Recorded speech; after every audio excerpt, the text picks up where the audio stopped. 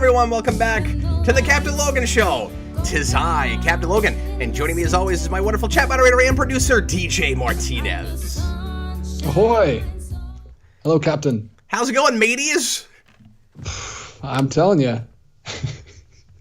It is episode 188 here on the Captain Logan Show, and tonight we're going to have just kind of a fun regular show for you. We're going to, well, somewhat regular. We have actually some exciting things to do tonight. I'm going to reveal a project I'm working on here in a few minutes, which I'm really excited to show you guys. I want to wait a little bit, probably do it, DJ, right after the lead-in topic so that some more folks can pour in and see the announcement. But I didn't want to make you guys wait until the very end of the show, so we will do it toward the beginning. But anyway, how the heck is everybody? We're going to do an Ask Me Anything show. You can ask me anything under the sun within reason, and we will let you guys mostly dictate which direction the conversation goes tonight. Any pop culture stuff you guys want to talk about, superhero things, sci-fi stuff, movies, TV, comics. Be kind. Rewind. No, be kind. I have been a little bit on blackout lately, not intentionally, but just by necessity. I keep bringing this up, but I'm a little rusty on stuff. I'm spending so much of my time taking care of my kids and stuff, so I will do my level best to remember things that I used to know, DJ. If you want to make sure that your question, comment, topic of conversation gets answered on the show, gets talked about, you can leave a super chat in any dollar amount, and that will guarantee that it gets talked about. But if not, don't worry, leave a regular comment, and we will try to answer some of those as well. Make sure that you tag it at DJ Martinez. That doesn't mean that DJ will be the recipient, although if you want to ask him something, he's here, so you totally can do that. But you can tag him, and he'll know that that means that it's a question that you would like to see talked about on the show. Who's here this evening? I see Jedi Knight. Batman Rocks. Hello, Batman Rocks. That's a name I don't recognize. Might be somebody we know that just changed their name, but I agree with your handle. Batman does rock. Unknown passenger, Logan Dodd. DJ has been ejected from the call. Noah O is here. Blue Dragon 5. John Ty. Cinegraphic. Welcome, everybody. Thanks a bunch for joining us. We're going to have a good time tonight. We're going to chat with you for at least an hour, but you guys can run it all the way to 2 if you want to. So real quick announcements. We're going to do Captain Logan After Dark right after this over on Patreon. And finally, the long-awaited at least by me and Austin. I don't know that anybody else cares, but we're going to be doing the blind commentary on a movie that I've never seen, but have made fun of the title of forever and ever. We're Back, A Dinosaur Story. It's finally after happening. Tonight, I will not be able to make that joke without actually knowing the material that I'm talking about. That was on commercials everywhere when I was a kid. I always thought it was a funny title. Anytime I'd be like, we're back, I would say A Dinosaur Story, and it comes up a lot more on the channel than it ever used to in my life previously, because of course I'm broadcasting live all the time, and so We're Back comes up frequently, and that movie's been out for like 25 years, and I've never seen it, and finally going to do that. Austin grew up with that movie. He's seen it a bunch, and I never have, so it will be fun to watch it and respond to it, and I wonder what that's going to be like. I don't think you've seen it before either, DJ. I have not. I have only seen it on the shelf at the video store when I was a kid. Yeah, that was a VHS tape that floated around everywhere that you saw quite a bit. But anyway, so let's go ahead and get into tonight's lead-in topic. This won't be a real long one, but some folks asked me to talk about this, so I thought I would bring it up. DJ, did you hear the news that Tom Holland is once again, shocker, revealing things that maybe Marvel didn't want folks to know about? Not a big plot spoiler thing, luckily, but actually a spoiler about a thing that's not in the upcoming Spider-Man movie that comes out next week, that of course we'll be doing a how we felt about review for you over the weekend, Sunday into Monday next weekend. Tom Holland revealed that at one time it was going to be a Kraven the Hunter movie, DJ. Instead of the kind of Spider-Verse-y multiverse thing that it's turning into. And a lot of Spider-Man fans, when they heard that, cried, because that's the big character that a lot of people have been waiting to see for a long time. All you hear bandied around with a darker Spider-Man movie, a more moody Spider-Man movie, a smarter, more serious one is Kraven's Last Hunt, and it looks like that very well might have been something akin to that, what we would have gotten if it weren't for the multiverse thing. DJ, did you hear about this? What are your feelings on that? I just heard you talk about it in the Discord really briefly, and at first I was like, oh, great, because I'm not excited about what they're doing. But after thinking about it in the last 30 seconds while you were talking, I don't know if I want Kraven to be going after this young of a Peter Parker. It seems kind of weird, especially because I know they do that in Ultimate. It's kind of a different thing in Ultimate, though. It's definitely a different thing in Ultimate. And their Kraven is awful. Even in that, though, Spider-Man was around for a while, and he was, like, super known and iconic. Here, he's done, like, one thing, and then he went, like, to space for a while, and he's finally back. Like, Kraven, how would Kraven even know? He's not, like, this big, huge, famous superhero that Kraven has to defeat, like, for his like King of All Hunts or whatever. Like, he's barely been around. To get a trophy. That's a really good point. You made me think of a thing I've never thought about before. I don't know if it's a good time for that, but I would like to see Kraven in an older Spider-Man movie. How many people in the MCU were introduced to the idea of Spider-Man through his identity getting outed in the first place? That would be amazing. Spider-Man is Peter Parker. Who the heck is Spider-Man? Especially because nobody has secret identities in that universe.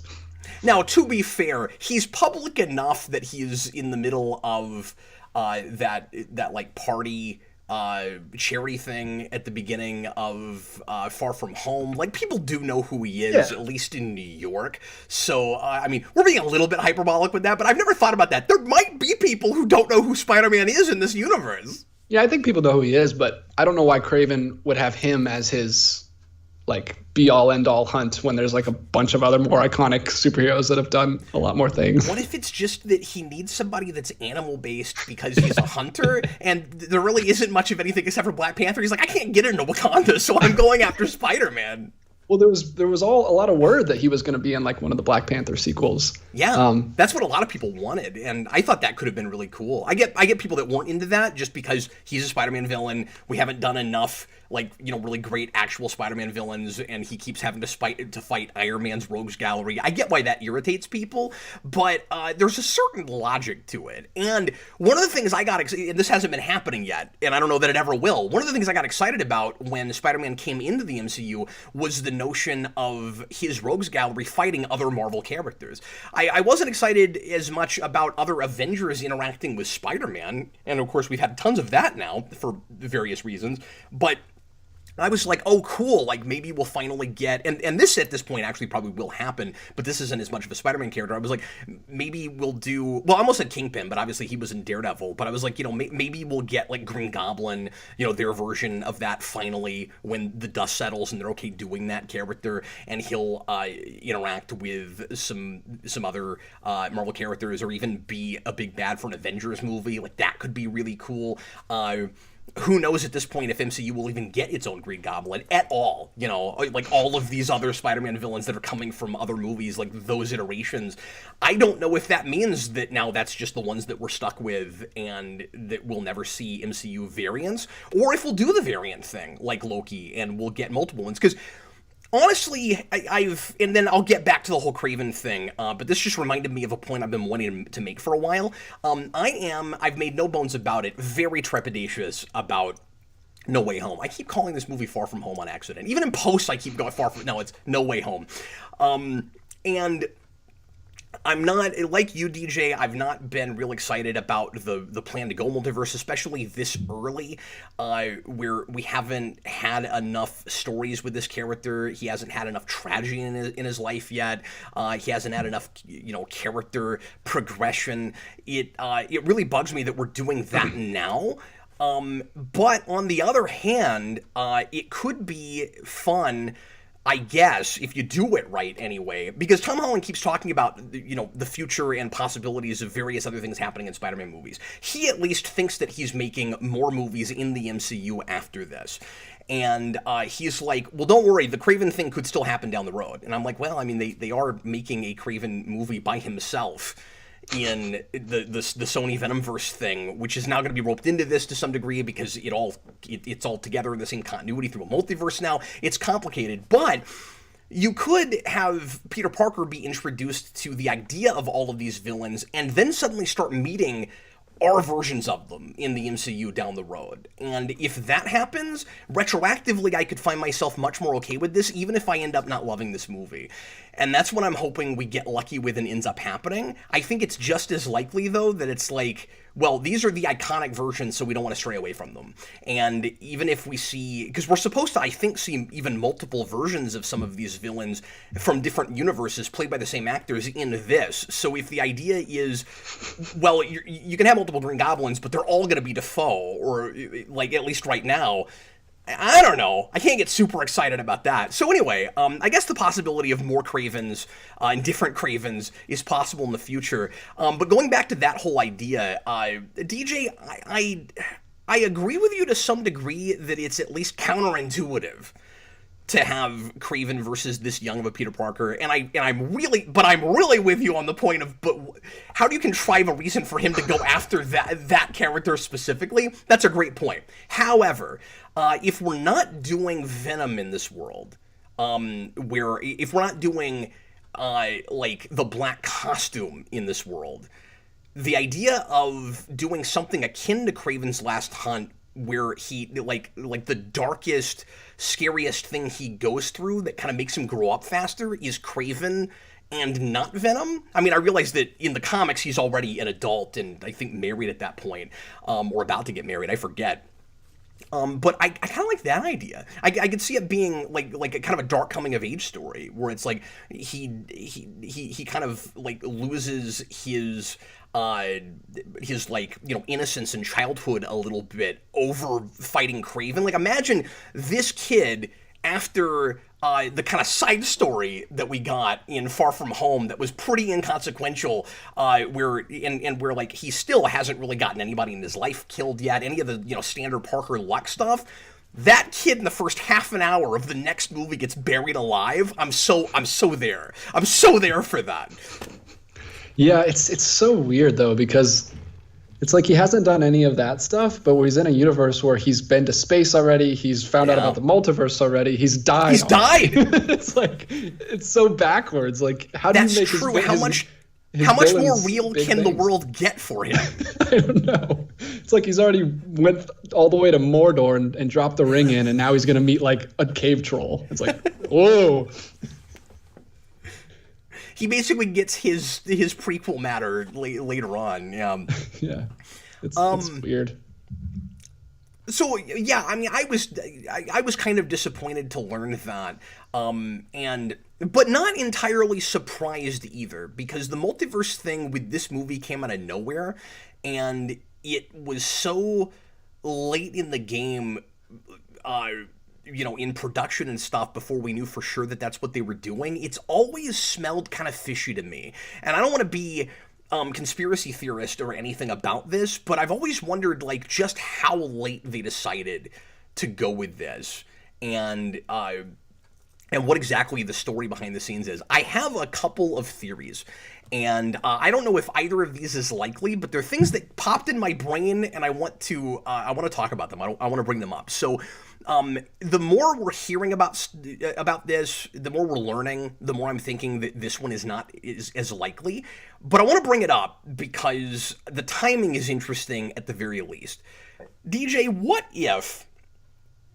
Because this is a thing that everybody's kind of forgotten about and isn't talking about anymore. And it's bizarre because the real time seems to move at the same rate as internet time now. Like it's the same thing. And how quickly we forget major things that we were freaking out about 6 days ago, right? It was only, and it's weird even that it's been this long, to be honest with you. Again, internet time. But it was only 2 years ago, I think 2 years ago, that it looked like the deal between Sony and MCU was falling apart, and everybody was losing their minds. Right? Everybody loses their minds. And they and everybody was speculating, what was going to happen with the two companies and how MCU was going to, limp along without Spider-Man and what crazy stuff Sony would do now with Spider-Man. And then very quickly they put the deal back together. And then Spider-Man 3 is Multiverse with a bunch of characters from the old Sony movies. And I'm thinking, wait a minute, was that part of the new deal maybe? Like, I could absolutely see Sony making that a stipulation of the deal. Is it you got to use our toys if you're going to take Spider-Man. And I haven't heard anybody else suggest this, and I don't know if ultimately the timing works out, but it's really interesting.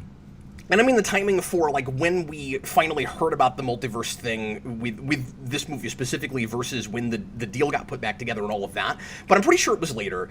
And It's interesting to me that there was really not a lot of talk about multiverse stuff before that, and now the whole MCU is going that way. And you had all of these shows and movies like setting it up, seeming to get it ahead real quick, so that it looked like the foundation was always laid for it.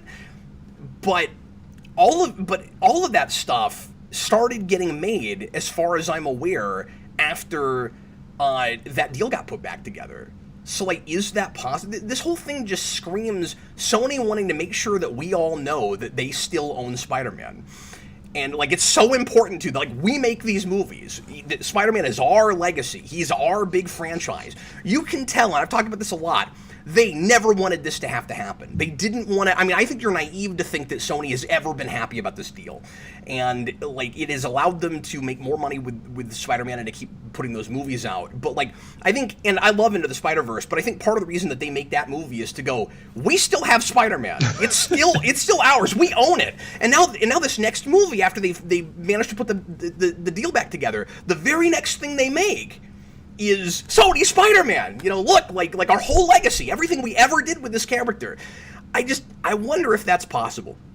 And then my other theory does not necessarily counter that. It could just be a kind of a happy accident where they go together, or it could, and of course neither of these things could be true, or they could both be happening simultaneously.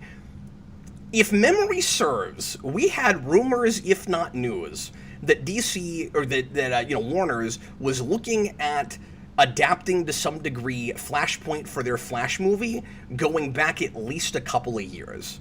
And I wonder if as soon as Marvel didn't hear that, they went, well, we got to get ahead of them and do Multiverse before they get a chance to do it. So that, and of course, they probably wouldn't have known about the Michael Keaton thing that far back, but they might have been thinking, oh, what if their idea is to rope in old franchises? We should get ahead of it and do it first. Because the timing, again, is so weird and so convenient that they're managing to get Dafoe and all of these other actors back, and very likely the two Spider-Man actors from the other Spider-Man movies. I said, by the way, a couple weeks ago that I was sure that wasn't happening, but my information was out of date, because the Tom Holland interview that I was talking about in that show was from, I guess, like 7 or 8 months ago, and he was like, I've been filming for 8 weeks and I have no idea what we're making, but I'm sure that those actors are not in this movie. And we've had, like, leaked photographs of them that don't seem to be doctored, with railing in front of green screen that is very clearly in the trailers. So, like, I'm going to be actually pretty surprised if both of those actors aren't in the third act, because we've got pictures of them that don't seem to be doctored. Who knows? I still don't trust anything with this movie, really. But I'm just saying that, like, it's looking more and more like that's a thing that leaked, and that probably is absolutely happening. But I wonder if they're not like, let's get ahead of it, so when we get to Michael Keaton next year in the Flash movie, it's not going to be as big of a deal. And it's going to be a big boon to MCU that nobody's losing their minds as hard, because, well, I mean, there's precedent set. We're already doing that at Marvel, and it's going to look like DC just followed them, right? And they might have been a little concerned. Oh God, it looked like Joker did huge guns. Aquaman was a big kind of record setter and stuff. So they're probably thinking like, we haven't talked about a lot of competition with these companies in a long time because for a while there didn't seem to be much. And at this point, Marvel's got to be, a little bit concerned that DC is kind of, inching into their territory a little bit. People are excited about the Batman. People liked the Suicide Squad. People are excited about Peacemaker. So, I mean, they're getting into this TV side now, too. And so, I don't know. Am I way off base with that? Isn't it at least possible that they, because it was really good strategy. If so, I think it's going to work. Like, I don't think The Flash is going to be as big of a deal to people, even with Michael Keaton, because Spider-Man did it first. And with multiple franchises. Yeah, that's a bummer for DC anyway.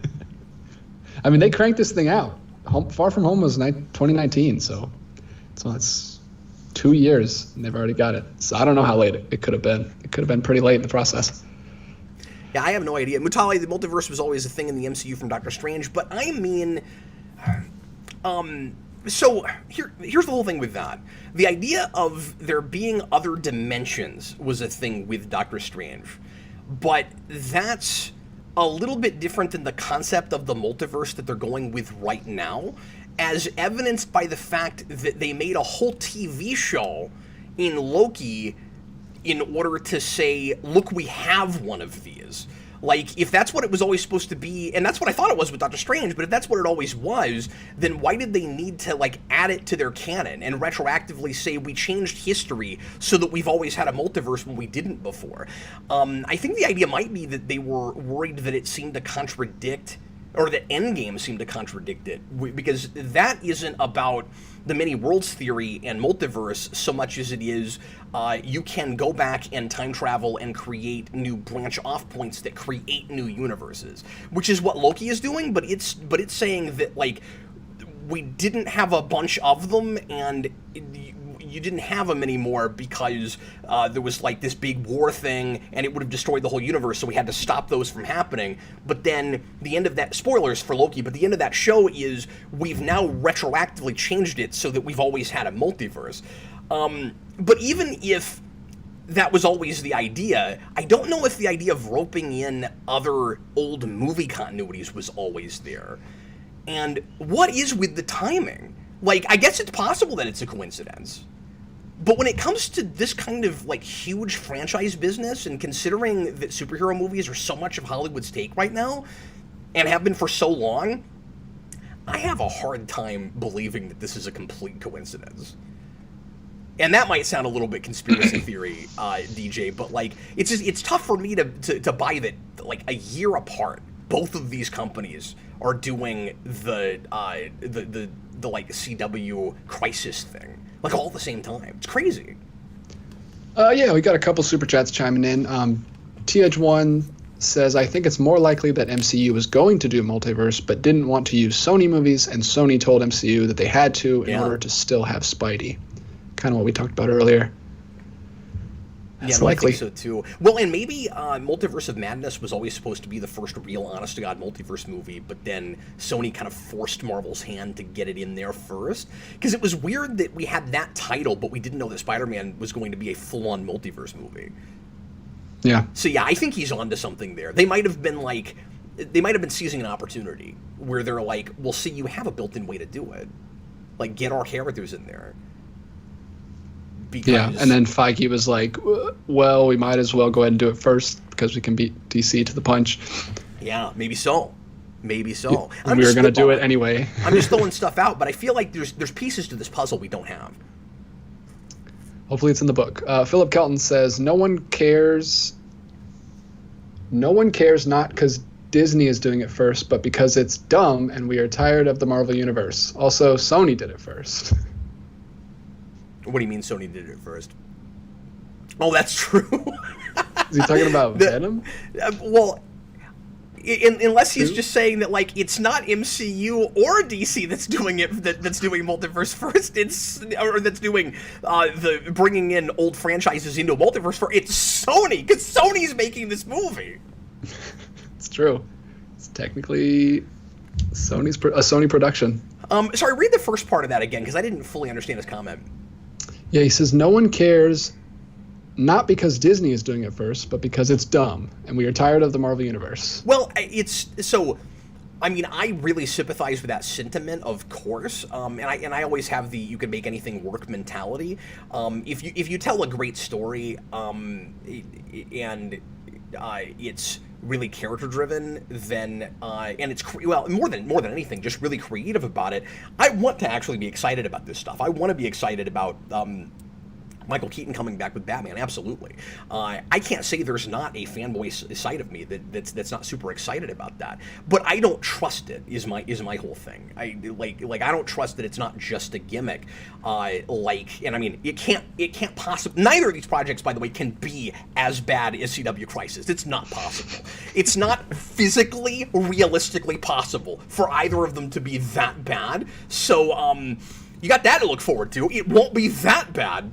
But, make no bones about it, even it being CW, I was really excited about that. It was such a crazy precedent to set, and kind of a barrier to break. We'd never seen that, and we'd never seen, that much. I mean, I was excited because I don't want to be a hypocrite about it. I was excited about this stuff. 90s Flash was roped into the CW's Multiverse. That was the first thing they did that with, and in bringing in an old TV show, and I was like, this is so cool. And then it was lame later with Crisis, and the irony there was that the least lame thing in that was the way they handled 90s Flash, with the way their Barry Allen went out. It was great. It was one of the only things I can call great in that. The Superman Returns thing was pretty cool too, but those were the cool things. So I mean, I have been excited about this gimmick before, but it has to be more than a gimmick. It's not cool, just because you're doing it. The execution has to be there. So I just think it's maybe not quite right to say no one cares, because I know lots of people that are excited about this just on the face of the idea, and I sympathize with that. Mm-hmm. A lot of those people didn't bother with CW Crisis. They've never seen this before, and they haven't been disappointed by it before. And I had my kind of my I don't know, fan world shattered by it, because I was so stoked. I mean, really, you're gonna bring back any character from CW Birds of Prey. There was a show that I loved that lasted 13 episodes, really. She's on screen for 10 seconds. And I knew that's what they were going to do, but I was excited about it anyway, because I was hoping I was wrong, and I wasn't. Oh, cool, Nox! Oh, okay, so Nox is going to open the show. He's going to look up at the bat signal, and that's going to be it, Oh, cool, Burt Ward! And he's running! It's like they put stuff in that just so they could have it to advertise, to get people to come. And then, That's exactly right. And they leaked and not even leaked, they announced everything. Yeah. I mean, I think we knew every single appearance that was going to happen with those. And, I have to respect Marvel for at least trying really hard to keep, if this is what's happening, the other Spider-Man actors, Tobey Maguire and Andrew Garfield, under wraps. At least they're trying. I mean, that's cool. They didn't announce that. I mean, if it is, poor Andrew Garfield, his parents are probably strapped in a basement somewhere until this comes out, because he's having to lie his face off because he's making other movies. Tobey Maguire's not, but he is. He's making a bunch of movies, and every interview he goes to, people ask about stupid Spider-Man, he's poor guy. I hate to be. I hadn't heard that, but of course that's what's happening. Yeah, he's it's just every interview he goes to. And there's that horrible. Nazi side of that too. So I mean, like I said, I respect them for doing that. I mean, I wouldn't respect them being crazy about it with their actors and people working on it and stuff. I mean, Favreau used to complain about that directing the Iron Man movies, where they were just so stringent about nothing at all being leaked, and they're not talking about anything, and it made it difficult to make the movies the way he would talk about it. It's that Star Wars thing, and of course those are both under Disney's roof now, and so they're probably being handled in similar ways. But you've had a lot of Star Wars actors and people working on those movies also complain about that kind of thing, where it's at the end of the day, I mean, it is just a movie. Yeah, we should keep some things under our hat, but like you said, don't kidnap our parents and put them in a basement over it. Yeah, I have way more issues with the stupid press. Have some class. That's the definition of no class. When he's there to produce, he just made a Netflix movie that's Oscar nominated or likely to be, and you're asking him about Spider-Man. Let him talk about his movie, guys. Come on. I haven't finished it, but I watched the first half hour of that, by the way, and it's what I've seen of it so far is quite good. Yeah, I really want to watch it. I'm behind. Let me see. We got some other ones about the topic. This one's funny. Bob the Hun. Hi. MCU villains suck. Kraven would be dookie jokes, and Kraven smelling bad. Would probably fit in a furry joke in there somewhere. We dodged a bullet. Ew. I'm not going to go that far, but and I don't mean to play both sides of stuff. I just think that all of this is very complicated, and I'm able to see both sides of it. So I think that, first of all, the MCU villains on the whole have been a lot better more recently, and ironically, as I have overall started liking the MCU less, the villains have gotten better. So, like, that's interesting. But the other thing is, I think the best villains overall, you know, the Pierce in Winter Soldier notwithstanding, and what's his name, Killmonger notwithstanding, the best villains in the MCU have been Spider-Man villains. Like, for whatever reason, those are the things that those movies most know how to nail, and to make them, like, real honest-to-God traditional Spider-Man villains. Like, obviously, I love their Vulture, and the best thing about that second one, which I'm liking less and less, and that's partially DJ's fault, but the villain was the best thing, hands down, about that movie. And like you put in a better subplot with the high school stuff, and you've got, you know, potentially a wonderful epic movie there. I shouldn't say epic; it doesn't have to be epic, but I mean, especially, you know, Spider-Man. I love their Mysterio too, absolutely. So yeah, I don't agree with you that it would, and you might be just being facetious. I don't agree with you that Kraven would necessarily turn into just a complete joke. I would think that would be their chance to go a little darker and heavier, and if the MCU wouldn't let them do it right, they maybe just wouldn't even go for that particular villain. And who knows? That could be part of why that didn't happen. I don't know.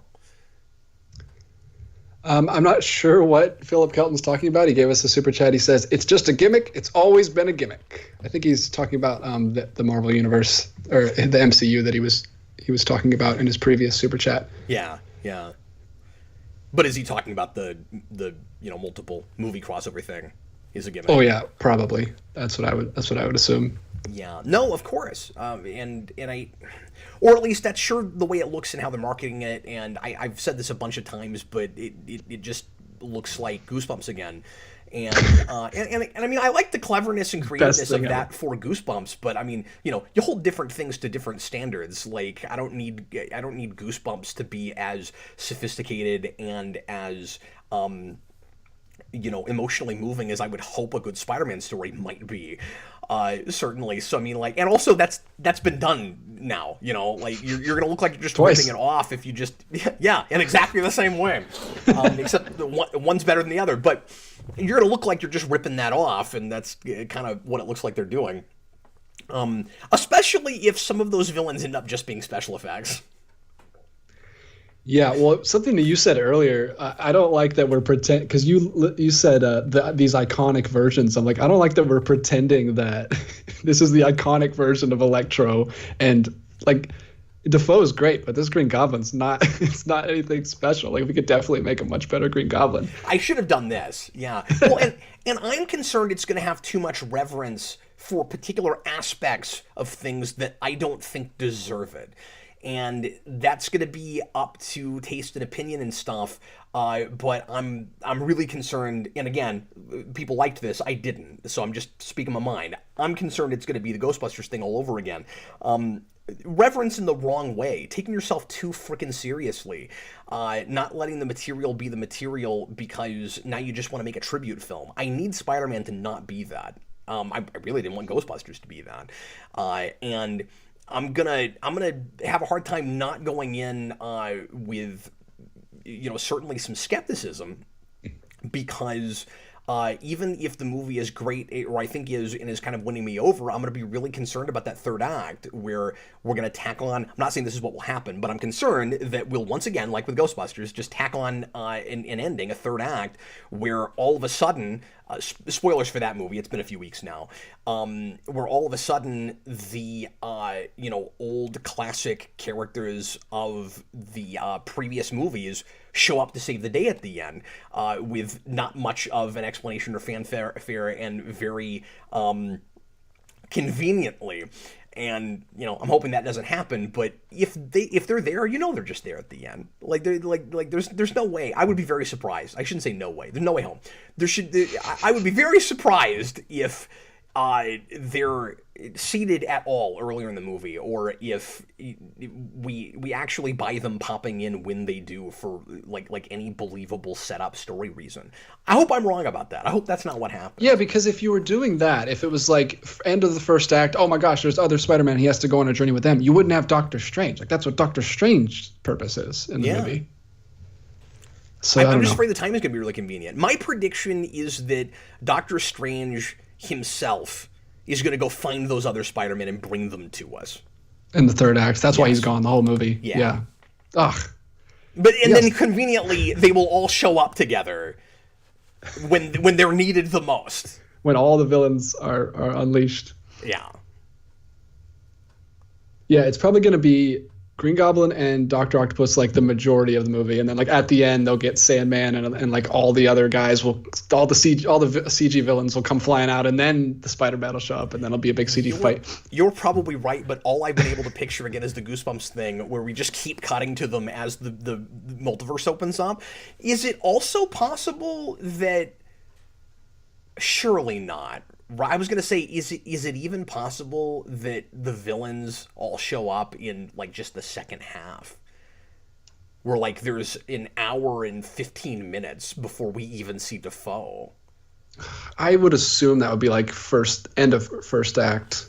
Is like, oh, and then we are figuring out what we're going to do with those guys. I don't think we should assume anything. Well, I'm not. This is what we're doing here. You created this. I did, and it's real. Anyway, we are 36 minutes in. Any other comments about this? And if you guys want to mostly talk about this through the show, you're welcome to. That's part of, or you're welcome to make that happen. That's part of why I picked this for the lead-in topic. Is we're a week away from this movie. It's the last chance we're going to have to speculate about it. Yeah, well, and I have a perfect one to go along with what you just said. Bob the Hun, I was rewatching your old videos with Eric, and you said this crossover with Toby and Andrew would never happen. You said no chance of it happening. I'm wrong a lot, is the thing. Nobody predicted this. No, especially after they fired Andrew, and Toby's been gone for what? Man, how many years it's been? At least Garfield 14? Was the main reason I said that would never happen. And yeah, Maguire doesn't even act anymore. No, it's nuts. I don't think we can underestimate how crazy that is if that ends up happening. No, I mean, it keeps happening. Sony is continuing to do this. No one ever thought that we would have Sony and MCU deal in the first place. And then that happened. It's just they keep breaking the rules. Okay, so the Sonic 2 trailer just dropped 5 minutes ago, and somebody in the comments just mentioned it. Thanks a bunch for that. Who said it? John Ty. This was a thing I was hoping we would be able to cover tonight, and it's out. So, man, I would have to change sound settings and everything if I was going to go ahead and play this. Or if I was going to do a reaction without playing the actual trailer. I'm thinking about taking the risk and going ahead and playing it. Everybody get your YouTube Sonic trailer rigged up, and we'll tell you when to press play. No, that's not what I mean. I mean, I'm thinking about just showing it. I know. Well, don't say that. They'll believe you. Just trying to not get us Paramount kicked Pictures out of the YouTube gang. Yeah, I mean, I would hate for that to happen. But you're supposed to be able to do this. It's a fair use thing. Like, trailers should not get flagged. It's irritating that they do. Yeah. Well, should I take the risk? I'm thinking about it. You want to do it now or like right now? Do we have anything else about the lead-in topic? Maybe we should knock those out first. Going. Well, I guess this is about No Way Home. TH1 says, $5 super chat. The movie ends with the audience going, whoa, no way. Well, time to go home. LOL. Great show tonight, guys. You rock. Oh, it was? Okay. I didn't read ahead, and I didn't know where it was going with that. I gotta be honest with you. The whoa thing just reminds me of Matrix. I mean, yeah, that's what I thought. Obviously, I'm concerned about that too. At least it's not made by Sony, Because the main thing that's got me concerned with Spider-Man is not just the gimmick thing, but I just saw the nostalgia bait, like let's just go back and do reference after reference to older movies and not really tell a story, while you're duping me into thinking you are for the first 2/3 of your movie. Thing with Ghostbusters and the same studio that does not seem to have a whole lot of integrity in my mind is making Spider-Man. Matrix looks like it could go either way. Let me just say this real quick. We just had a new trailer drop for that the other day, and it too is just going to have reference after reference to the original movie. But the hook is it's baked into the story. It's the plot that Neo is going to have to re-experience everything he experienced in the Matrix, and they've changed everything, and the big mystery is what is the angle of the machines, and how did the Matrix get put back together the way it is in the first place, and how is he plugged back in, and all of that. It is intriguing, and I think that there actually is a chance that that's good. But I'm glad that if we have to do the memberberry, the memberberry thing, like remember this thing constantly, they're at least like baking it into the story, but it still could really take over, and at the end of the day just feel like a gimmick, and just feel like, well, they had to do that because people wouldn't accept it if it wasn't just reminding them of everything that happened in that first movie. Everything has to be the Force Awakens thing, which I still say was one of the better examples of this, and a lot of people don't agree with that until we didn't follow up with it real well after that. I think it's an okay first act of a 3-act movie, or a 3-act story that was never told. But it seems like these things always have to be soft reboots. They always have to be, or soft remakes, I should say, where it's like, well, we're doing a new franchise. We have to sort of start over. Everything is, or at least some things, are in canon with this thing, but it's also the same experience again, because we just don't trust audiences. And it's possible that this will even be a commentary or treatise on that whole thing. Like, if they're meta about it, and what's a better place to be meta about things but the Matrix? What is actually real, what's really happening kind of universe. It could be great. It could be thrilling. My hope is that retroactively, and there's clues, there's hints in the trailers that this could be what's going on. My hope is that when it's all said and done, we'll find out that the reason that Neo is plugged in Trinity is because they were never unplugged, and that's why they're the age they are too, and that everything you saw in Reloaded and Revolutions was part of another Matrix, and that it was the Matrix within a Matrix that it obviously always should have been, that they were always leading toward, that they ran away with their tail between their legs and skipped and didn't do, and got really lame in Revolutions. Looks like maybe that's what it always was. I also think it's possible that retroactively we learned that Trinity was the one all along and Neo was never the one, and I kind of hope that's not the case. But anyway, I don't know. That whole thing is fascinating to me in a way that the Spider-Man thing isn't yet. But I don't know. We'll see what happens. I see another one from Bob the Hun. Yeah, really quick before you get off the Matrix thing, we also got a super chat about the Matrix. Oh, okay, cool. Maniac Madness 11 says, do you think the Matrix Resurrection will be a box office failure, given that it comes out just 5 days after Spider-Man and is being put out on HBO Max? It's really hard to say. I think the advertising campaign for that has been nothing short of brilliant, in that a month before the trailer, the first teaser or trailer or whatever dropped, nobody seemed to care. Nobody seemed interested in that. Everybody seemed to think, well, this is an obligatory, obvious thing that was going to happen. Let's write it off. Like, the sequels for that were terrible. There was never a franchise there in the first place. And nearly everybody I've talked to seems intrigued. And well, maybe there's a chance, or just turn around entirely. Oh, yay, I can't wait for this Matrix movie that I didn't care about a month before, that trailer dropped. The person that seems most skeptical about the whole thing that I've talked to is my son, Jason. He thinks it's going to be terrible.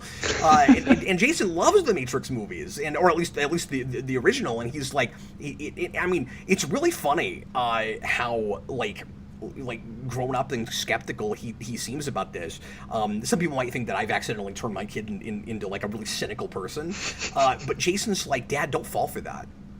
You know, like I don't trust it. And then he saw that more recent trailer and he went, okay, maybe there's a chance. Like maybe it'll work. I don't know, but. I don't know. He goes, I still need kung fu, and I don't need that line. You know, I still know kung fu. I don't know. I don't need that line. But as far as what the box office will do, the nice thing for Warner is that however that movie does, they can blame everything on their kind of ill-advised choice to go HBO Max, because they've done that with everything this year. They've basically just written off box office and gone, we don't. I mean, obviously they care how their movies do, but like we're not making any decisions about the future of these franchises. We talked about this based on how they do in the theater, because we've got them on Max, and that's obviously going to split revenue, and people aren't going to go to the theater. So the nice thing about that is since they keep talking about that, you can easily fall back on that. So if that movie bombs, they don't even have to talk about Spider-Man. They can just be like, well, I mean, we knew it wasn't going to do great. We let people watch it at home. I couldn't begin to tell you how that's going to do, but you know how bad Spider-Man's going to cut into it. I think you could see it having a really good second or third weekend, where like there's a lot of people still straggling seeing Spider-Man when that comes out, and then especially if people like it. Like, if people decide it's good and the word of mouth gets around, you do need to see the Matrix, you know, sequel, soft reboot thing. It's actually decent. Then I think that could be a big movie for like New Year's. Yeah, we got another one about the Matrix from Logan Dodd, but first, Bob the Hun has one about the Spider-Man thing. He says, disagree about Willem Dafoe. He is iconic, even if you think he doesn't hold up, like Jack Nicholson Joker or Burton Batman films in general. Yeah, it's culturally iconic. I don't want to get hung up on the word and get into semantics. I get what DJ is saying. He just means that maybe it doesn't, like, as a character, deserve an iconic status. Is that what you're saying? Yeah, I mean, he's a cartoon character in a cartoon movie. I mean, we could definitely do a better Green Goblin these days, but I get that and I don't like that horrid costume got iconic because it looks terrible. But yeah, I totally get what you're saying about the Hunt. Logan Dodd, $4.99. The Matrix Resurrections will be a meta commentary on how we keep bringing things back and not let them die. They must be resurrected. I hope so. I hope it's real self-aware about that, and maybe even a little bit tongue-in-cheek about it. In that, like, this is what we always do with franchises. We're gonna be the one that like knows we're doing it and does it on purpose and has something to say about it. That's what I'm hoping that is. And the advertising makes it clear, like, they're really doing a good job, I think, of selling that both to the initiated and non-initiated alike. Their first teaser is like honing in real hard on the like metaphorical red pill, blue pill idea. Like, these days, even if you're not a Matrix fan, everybody knows culturally what that means and what that's saying to people. You know, that the way those terms have been kind of commandeered with the whole like wokeism idea and all of that. Like, people know that iconography now. They know what that means. That, you know, if you take one of those pills, you're acknowledging that something is kind of off about the world or about society that maybe you didn't recognize before, that like you were lulled into believing a lie that isn't true about the way the world is run and works and stuff. And you didn't necessarily have to have even seen The Matrix to look at that trailer and go, this is kind of intriguing. This seems to maybe have, you know, something to say. And at the very least, it's elegantly shot and it looks pretty. And then after that, they started selling it to Matrix fans. And there's a teaser where you hear Trinity's line from the original Matrix over and over again. Deja vu usually happens when you change something, and we see all this footage, not just from the original movie, but from the sequels too, of what they looked like in those movies, and the new footage they've shot with new actors that have taken over, I'm assuming that are like programs that are pretending to be those characters. This is why the original Morpheus isn't back. This is why you're not seeing Fishburne. Is that they're telling a story about the original Trinity and Neo who have aged up to where they are now, being reinserted into the Matrix, or choosing to go back somehow. I'm not sure what's going on with that, but you've got, you know, a new Morpheus and maybe a new Merovingian and other stuff, and so then it's being sold, and of course that was a program in the first place, but then it's being sold to Matrix fans. And you're like, okay, well, they haven't forgotten everything else either. It can't be a beat-for-beat remake of the first movie, because they're like, you know, remembering what else they made and seem to have more reverence for it than anybody else on the planet. I'm fascinated by the whole thing, and that's not saying that I don't have any skepticism about it, because I never wanted to see another Matrix movie that wasn't a straight-on reboot. Ironically, this was a thing I always thought we should have just completely started over with. You absolutely could do Matrix better as a franchise, because I mean that first movie is my favorite movie of all time. I mean I love it with the, you know, every fabric of my being, every fiber of my fabric. But but I'm gonna use that from now on. But the sequels left a lot to be desired, and if you wanted to make that an epic saga that went over multiple movies, obviously that could be done better, and so I would have no problem with rebooting it. And that if you had to go back to it, that's what I would have wanted to see. If they turn me around on that, I'm going to be very, very excited. People are getting mad at me about ragging on the Green Goblin costume from the Raimi movies. People are mad at me. And I mean, some of this, of course, I mean, maybe all of this is just perspective of what people grew up with. There are people obviously younger than me that or even older than me that think that my reverence for an obsession with 89 is weird, and you know that I don't appreciate the silliness of that movie, or that's not you know, really a great representation character-wise of Batman. I get all of that, but at some point you have to appreciate things that people can't be fully critical of, or even if they are critical of it, because I mean I recognize everything that doesn't work about 89 at this point, and I have lots of story issues with that. It's never killed my love for it. It's never made it not a fun movie to go back to. So like, it's not even that I don't know how to be critical of it, it's that I can set that aside, because as far as my enjoyment of it, nostalgia wins out, and all the things that brought me into the comic world, the superhero world, all of that stuff because of that movie wins out.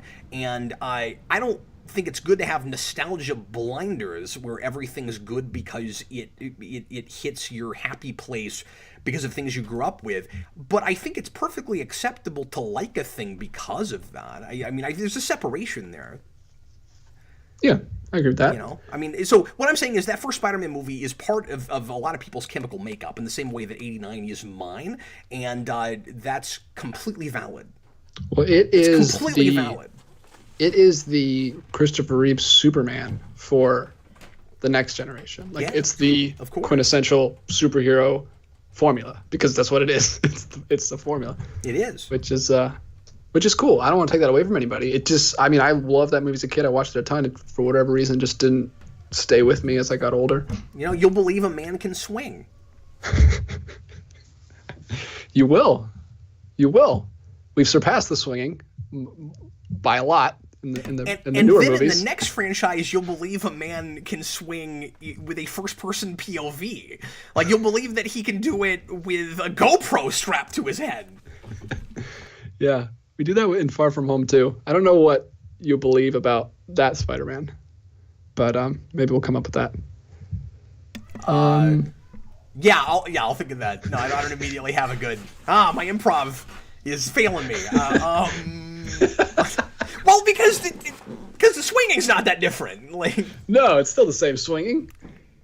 You'll believe a man can swing eventually in space. You'll believe a man can swing in Europe. Yeah, we'll get back to you guys. Bob, you believe a man can swing in Washington? Hey, you guys want to see what I got from Vince for Christmas? Oh, of course. I'm always down. Vince got me a paperweight. Isn't that exciting? No, it is. It's really cool. Vince got me a Jurassic Park paperweight. He got me the mosquito in amber. Yeah. Oh, that's awesome. It's really cool. One of the coolest paperweights you can get. There's a part of me that wants to put it on a cane. But yeah, it's gonna look neat sitting at my desk. Yeah, I got all these, really silly, geeky trinkets on my desk now. Like I've got this, and I've shown this stuff before, but I've got the octagonal kryptonite key from Smallville, and then I've got myself as a pop figure. Like we got all kinds of crazy stuff. My desk here. Anyway. Yes, he'll be selling tickets to the Bunker Tour coming 2022. Get your spots now. So we're already an hour into the show. I meant to do this a long time ago, but the lead-in topic ran away with us, and I really should have expected that to happen. Let's do one more super chat or pre-written, whatever you want to do, DJ, and then I'm going to. We're halfway in the middle of the show. If this goes 2 hours, and I think this is good. This is a good time since we didn't do it earlier to do it. I'm going to make my announcement of a project that I'm working on here in just a minute. So go ahead and give us that, and then and then I will show everybody something cool. All right, we have one more about Spider-Man, and then I don't see any more, so this is perfect. Bob the Hun, $5. I know they are silly, assuming he's talking about the Raimi movies, but I thought they deserved as much reverence as Burton Batman. I don't think those films deserve less status than those films. Yeah, I mean, I agree with that. Especially because both of those franchises did so much groundwork, like you were talking about earlier, DJ, with the formula and stuff with Spider-Man, for what superhero movies would be later, and then, obviously we surpassed them in certain ways and in a lot of ways, but we needed those things for the foundation. You could say as far as... I'm trying to decide if I'm right about this before I say it. You could say that, because we talk a lot about the importance of early superhero movies and like which things most started like which trends and tropes and that sort of thing, or made popularize certain things that would continue to happen later on and make it possible for other movies to get made. You have kind of a trifecta, and I'm gonna leave Blade out of this. Because that is not really a superhero movie. So that's important for comic book movies, and it is important for superhero movies, certainly. But it, the big difference between Blade and the big trilogy, or the big triad I'm going to throw out, pardon me, is that nobody knew that was based on a comic book when it came out, right? So it made it more possible for people to make comic book looking things and for them to be taken seriously, and for people to take risks and try stuff with them. So it is an important movie for this stuff, certainly. But the big triad in the modern era, with like my generation and beyond, is getting past Superman. So Superman's like your proto superhero movie that you had to have before you ever got a genre. But then for a lot of years, we didn't make a lot of those things, right? We didn't have a lot of like superhero movies. We had like houses making spoofs and like original superhero things. You had Condor Man, you had stuff like that, but you didn't have a lot of people attempting like big budget, real honest to God superhero movies until like 12 years later, 78 to 89, and then after that, so 89 is one of the big ones, and then after that it's X-Men, and then it's Spider-Man. That's your big triad. You have to have those three movies, and each of them do different things for us. Moving the timeline along. Like I would say that we talked about obviously what 89 and Spider-Man gives you. What X-Men gives you is the potential for realism. You don't get Begins or Dark Knight without X-Men. Like that's what you needed with something like that. It's so interesting that this X-Men, just turned into a rewind, I guess, but. Well, it's so fascinating to me that X-Men did not last in the public consciousness like the first Spider-Man did. Yeah. Even though both films were, superseded by their sequels. But specifically that first X-Men movie, nobody talks about, ever. Which is really interesting to me. I think it's comes down to it wasn't... Well, I think a lot of it comes down to also that because the first Spider-Man movie is kind of set up too, but I think it comes down to it wasn't made for kids. I think a lot more kids grew up with the Spider-Man movie, even though I watched X-Men when I was a kid too. But even with X-Men fans, you don't hear as much about X1 as you do X2, and I think that has everything to do with repeat cast before anything. So, like, the reason you still hear about Spider-Man over just Spider-Man 2, even though that was much more of a beloved movie story-wise, and because it had a sympathetic villain and all of that, is because you didn't have Dafoe in that second movie. I mean, you had him in a scene, but he wasn't the main villain in that movie. Everything that worked in X-Men 1 was in X2. Everything. That's all true. of it. You don't have, Sabretooth, Toad. Yeah. But you got everything else. You could almost argue that X1 and X2 are one movie. Like, almost. In a way. More so than, definitely more so than Spider-Man. Those are two very different things. Yeah, that feels like two acts of the same, like a long 2-act thing. I'm making this up right now. I've never had this thought before, but I think I might be onto something with that. I don't know. Yeah, well, those two are much more follow the comic book, like TV format, kind of, than Spider-Man. Mutali isn't even talking to me when he says this, but I want to address this because I think it's funny. He's talking to Batman Rocks. They were having a conversation. I wonder if Cap lost more. Look, you're having a public conversation, okay? So I can do this. I wonder if Cap lost more subs for not liking Rises or the Raimi films. Well, first of all, I like the Raimi films, except for 3. I just don't think they're as great as a lot of people do, and I don't think they hold up as well as I used to. Although the last watch I had of 1 and 2 were better than they've been in a really long time. So I'm waffling back and forth. But I would say almost certainly Rises, especially because people will get much more upset with me for not liking things that are out right now in the public consciousness that people really care about and are relevant in this very moment. The Raimi movies were over 2 years before I started the channel, so there couldn't have been anything like as much irritation and animosity, even though there is some, certainly, because I've said negative things at all about those movies. But yeah. All right. Announcement time? Announcement time. So I am working on a comic book, and I want to preface this by saying that it will be a good long time before this comes out. So I'm announcing a thing without a date. I'm announcing a thing that's unfinished. I have not even... Not only is the interior art not even started yet, we're still working on concept art and character models and stuff. And by we, I mean my artist, because Cap can't draw. Cap can't play video games. He also can't draw. But I'm working with Tyler Overall on a book. That's an idea that I've had for a long time, and I'm really lucky I found Tyler.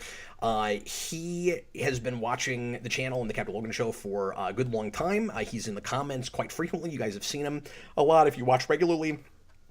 And I've mentioned this before, but a week or two ago, but I was putting feelers out for somebody to design me a tattoo, and I found Tyler, and the tattoo that I'm getting ultimately isn't going entirely with the design that he came up with. We're changing it quite a bit, but it started a dialogue with me and him, and he was like, and we were working really well together, and he said, if you ever want to do another project like a comic or something, let me know, because I'd really like to, work on my drawing chops and try to, continue to improve as an artist. I don't have any projects. I'm not working on anything. And I haven't drawn much in a long time.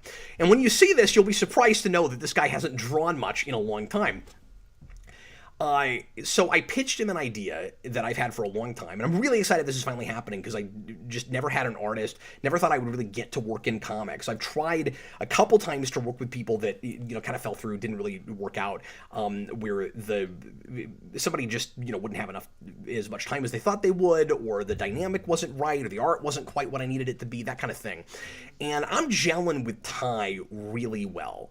And I'm very, very excited about this, and I think I am confident enough to say that this project will almost certainly actually come together and come to fruition, and you will get to see it.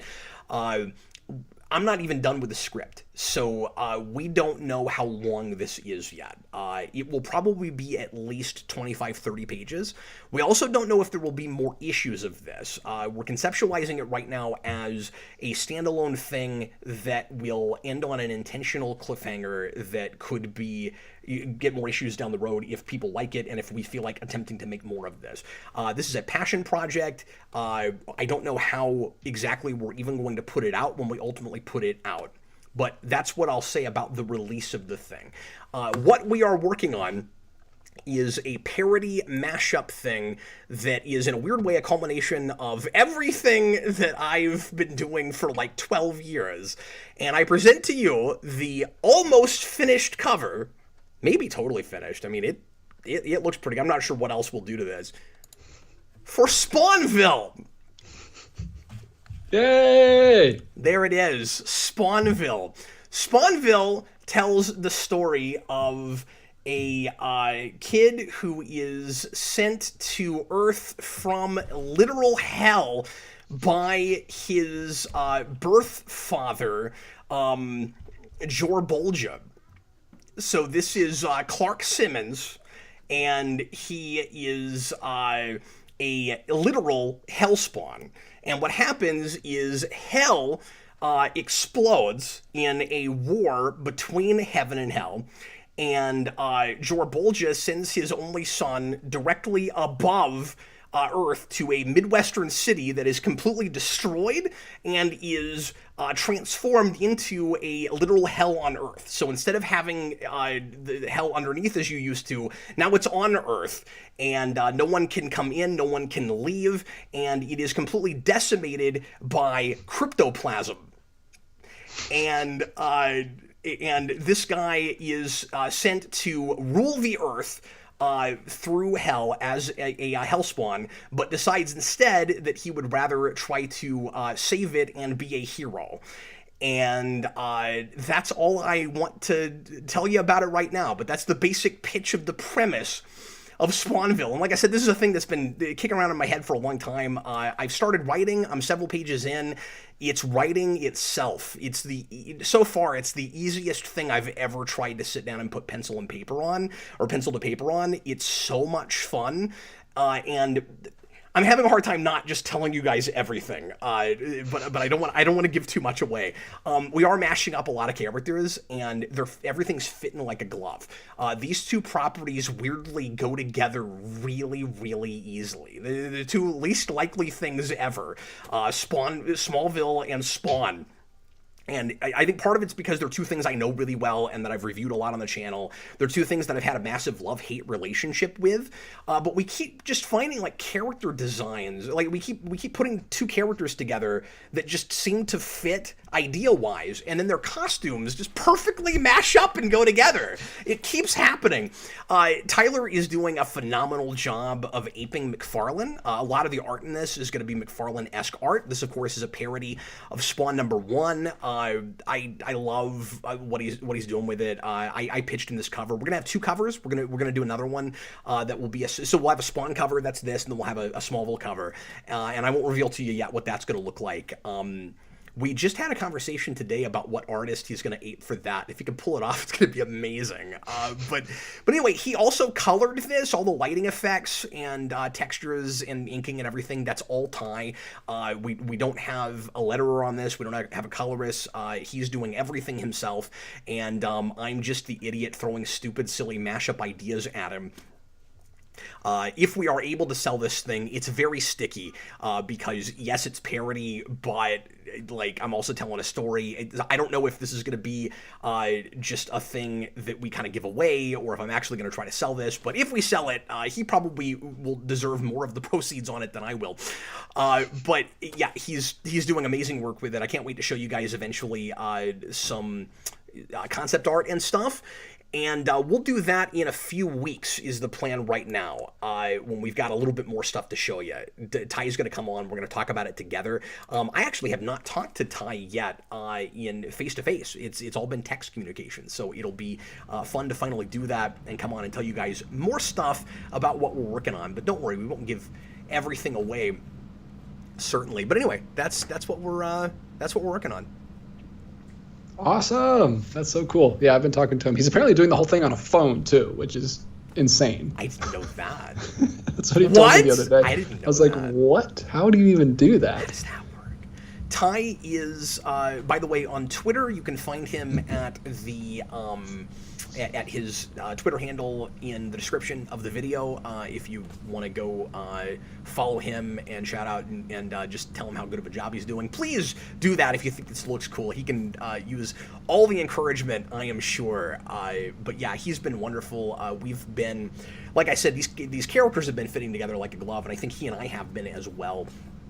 And I'm so thankful that I found him and that this is a thing that actually might happen. And it's just kind of a breath of, or it actually will happen, and it's kind of a breath of fresh air working on a silly, crazy, goofy thing like this again. Because I haven't done anything like this really since Spawn year, or at least, with this much kind of parody stuff, or at least that I actually finished. So, yeah. Hey, if this goes well, I'd like to see your Zordon comic somewhere down the line. I've kicked around pitching him that and maybe trying to turn that into like a miniseries or something. I was writing it as a fan novel, and I got like half of it done, and I haven't gone back to it. I just haven't had a chance to finish it, and I want to do that. But originally I wanted to make that a comic book, and now I've got the guy that could do it. But he and I have also been talking about eventually some other ideas for original stuff we might do. And if people like this and it takes off on the channel, we want to work on something original that we can sell and go to cons together and stuff. So that's really cool. I'm so excited for you. That's awesome. That's like a dream come true. Finally happening. Yeah, it's really exciting. Oh, the other thing I'll tell you real quick about the premise is that our Spawnville is not actually a small town, because I wanted to make fun of how Smallville thinks it's a small town, but is actually a lot larger than it wants to pretend like it is. So ours is actually just a big metropolitan city like New York that is called Spawnville, like it's a small town, and the place actually is called Spawnville, and our Clark is raised by a Jonathan Kent-like character. That's all I'll say about him so far. But in an alleyway as a homeless person. Oh. It's pretty cool. All right, well, Chewbacca's Lover, $2 Super Chat. You have to do an Allison Mack cult joke. Please go there. I'm not saying I won't. It's right there. I mean, it's Spawn. It's talking about all that stuff. Boy, I'm like, there's a part of me that's like, I should be classier than that, and then I'm like, this project calls for that. You know? I had no choice. Guys. Sorry if I offended you. The choice was taken out of my hands. A big thing I'm wrestling with right now is whether or not to go to the F-bomb place, because neither Spawn or Smallville, of course, does that. But then later on in Spawn, because there's been places while I'm writing that seem to kind of call for that sort of language, and like the HBO show went there. And I don't really want this to be for kids, and we're going to get pretty violent with it. It's Spawn. But later on in that series, in Spawn, it never like puts the F word on the page, I don't think. Maybe they started doing it now. I haven't read in 80 issues. I haven't read often in 80 issues, but they'll black it out or they'll bleep it, that sort of thing. So maybe we'll do that. Maybe we'll do it's symbols thing. What I'm writing is super 90s. I'll probably just do the symbols thing. Yeah, the like at with the exclamation point with the number. Yeah, the pound sign. Yeah, that'd be funny. All right, well, Bob the Hun, who will get branded in this comic? God, that's dark. That's so dark. I'm not gonna reveal it, but it could absolutely happen. Honestly, I don't think I've got any shame with this. I mean, like you guys saw what the project he is.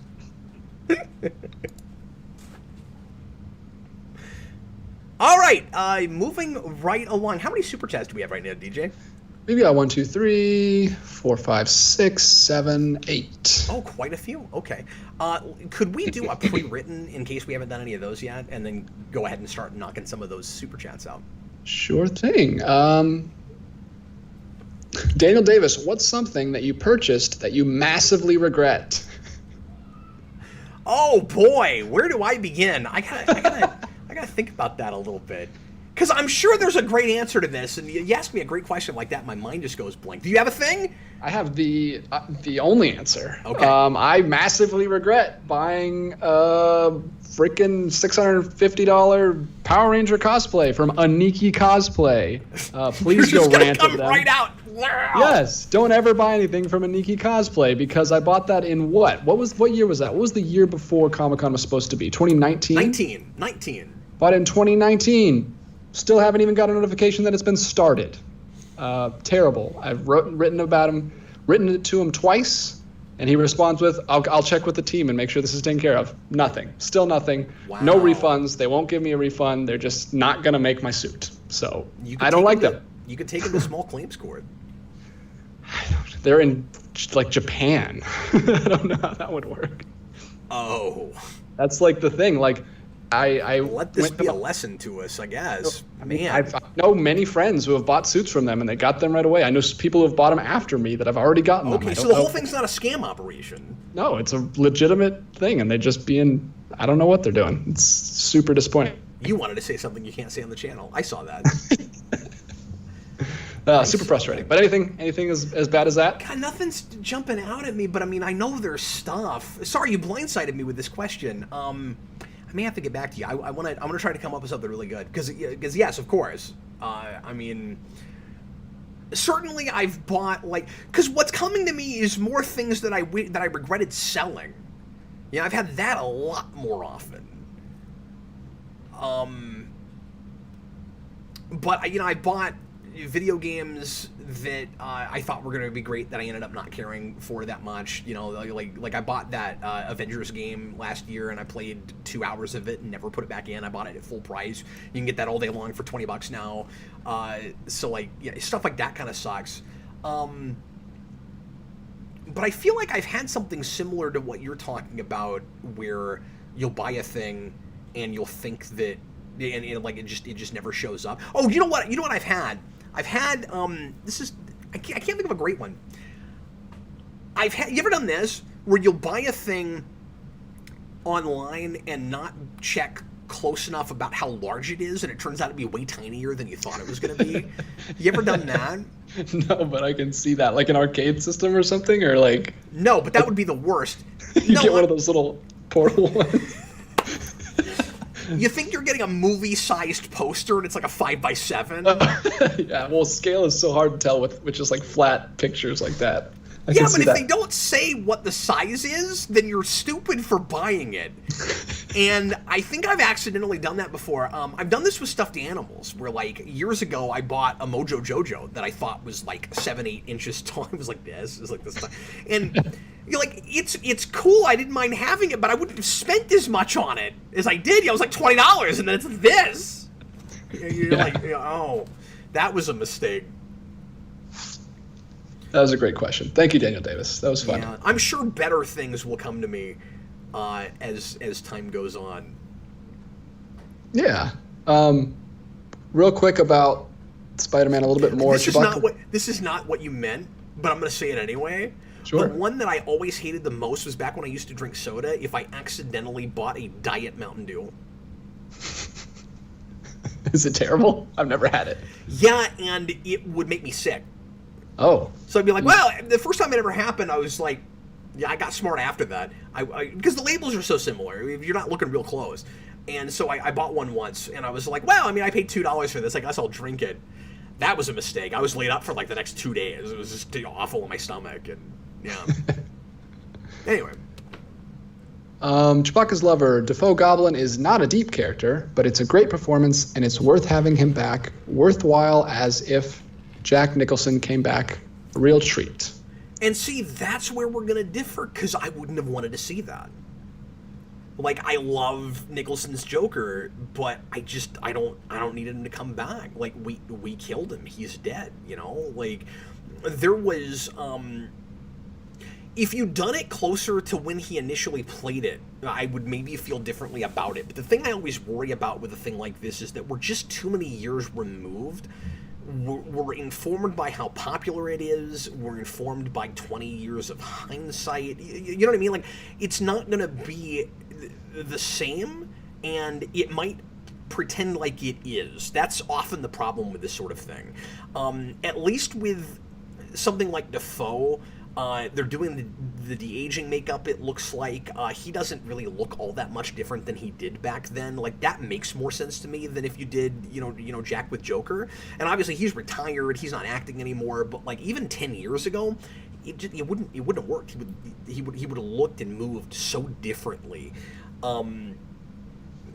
Because people will bring up other things that I like and be like, well, like you'd love it if we did this, right? And I love Dafoe Goblin too, maybe somewhat ironically, but I mean it's fun. But very often I'm like, no, I don't really need to see that. Like we did it, it's done. I don't know. Yeah, your thing is always we have that movie. We can go back and watch that movie. But I mean, if you do something completely different with it, and that's why. I feel like the gold standard for this kind of thing is Logan. And I mean, not a shocker that I'm saying that. Like a lot of people love that movie, but we don't tend to put it in the category of decades later sequels. But it absolutely is one. It doesn't matter that we did. I mean, it does matter that we did things in between because we had a lot of chances to make not as good movies before we finally freaking got to that. But if you look at X-Men and X2.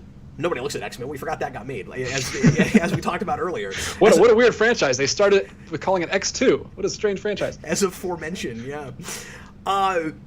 So you've got X-Men, you've got X2, and then if we made no movies after that, and then we jumped, and then years and years later, James Mangold somehow made Logan exactly as it was. First of all, you would buy it as more in that continuity, and you wouldn't wonder if it's sort of like a world removed or something, because it doesn't line up exactly with everything that came after it, and who cares, because nothing does, and that continuity can't keep itself straight, and the movie's a great standalone piece. But I just think it's the gold standard for how you do a decades later sequel, and how you tell a sophisticated, smart story that has all the tropes of movies, sequels made a million years after the first one. Like, often those things are like Wrath of Khan or something, gonna have to be about mortality. They're gonna have to be about getting older. They're gonna have to be about heroes that are past their prime, and like the Rocky Balboa thing. But very often the hero's got a kid that might have the torch passed to them in some way. Like a lot of those elements, a lot of those tropes are there, but you don't even think about it watching that movie because it stands alone so well. It's so compelling. It's so actually about something and artistically put together. And you didn't just bring Patrick Stewart back as Professor X, and you didn't just say all the old lines that everybody remembers from those movies. He's a different character. We let him change. We let him be really tragic in his old age. I'm not saying it's good just because it's tragic. You could possibly tell a more lighthearted movie told years and years later. I don't want to get into a place where we think that the only way you can do this kind of thing is if it's like really depressing every time, because we should make a new formula out of something like Logan. But I would want to see something like this new Spider-Man movie or Matrix or something, in bringing back these old characters, looking at that only in we have to remember that years have passed, that things have changed, and not make it contemporary in a superficial way. But in just a realistic, character-driven way. People change a lot in 20 years. Go. Mm-hmm. And that's why I bring that up. Yes. We're kind of all over the place. I'm going to jump back to... let me see. I'll just do this one about Spawn, and then I'll jump back to the beginning, because I was going out of order to try to keep on topic. But Bob the Hun, will you parody Todd McFarlane and keep changing the premise? Fake letters page with a parody of McFarlane's talk. Got a crack on Todd in a Spawn parody. So I am certainly doing references to Todd McFarlane and poking fun at the man a little bit here and there. I've already done it on page 4, like real early. I've got one. As far as being, that, what's the word I'm even looking for? Not meta about. Well, kind of meta about it.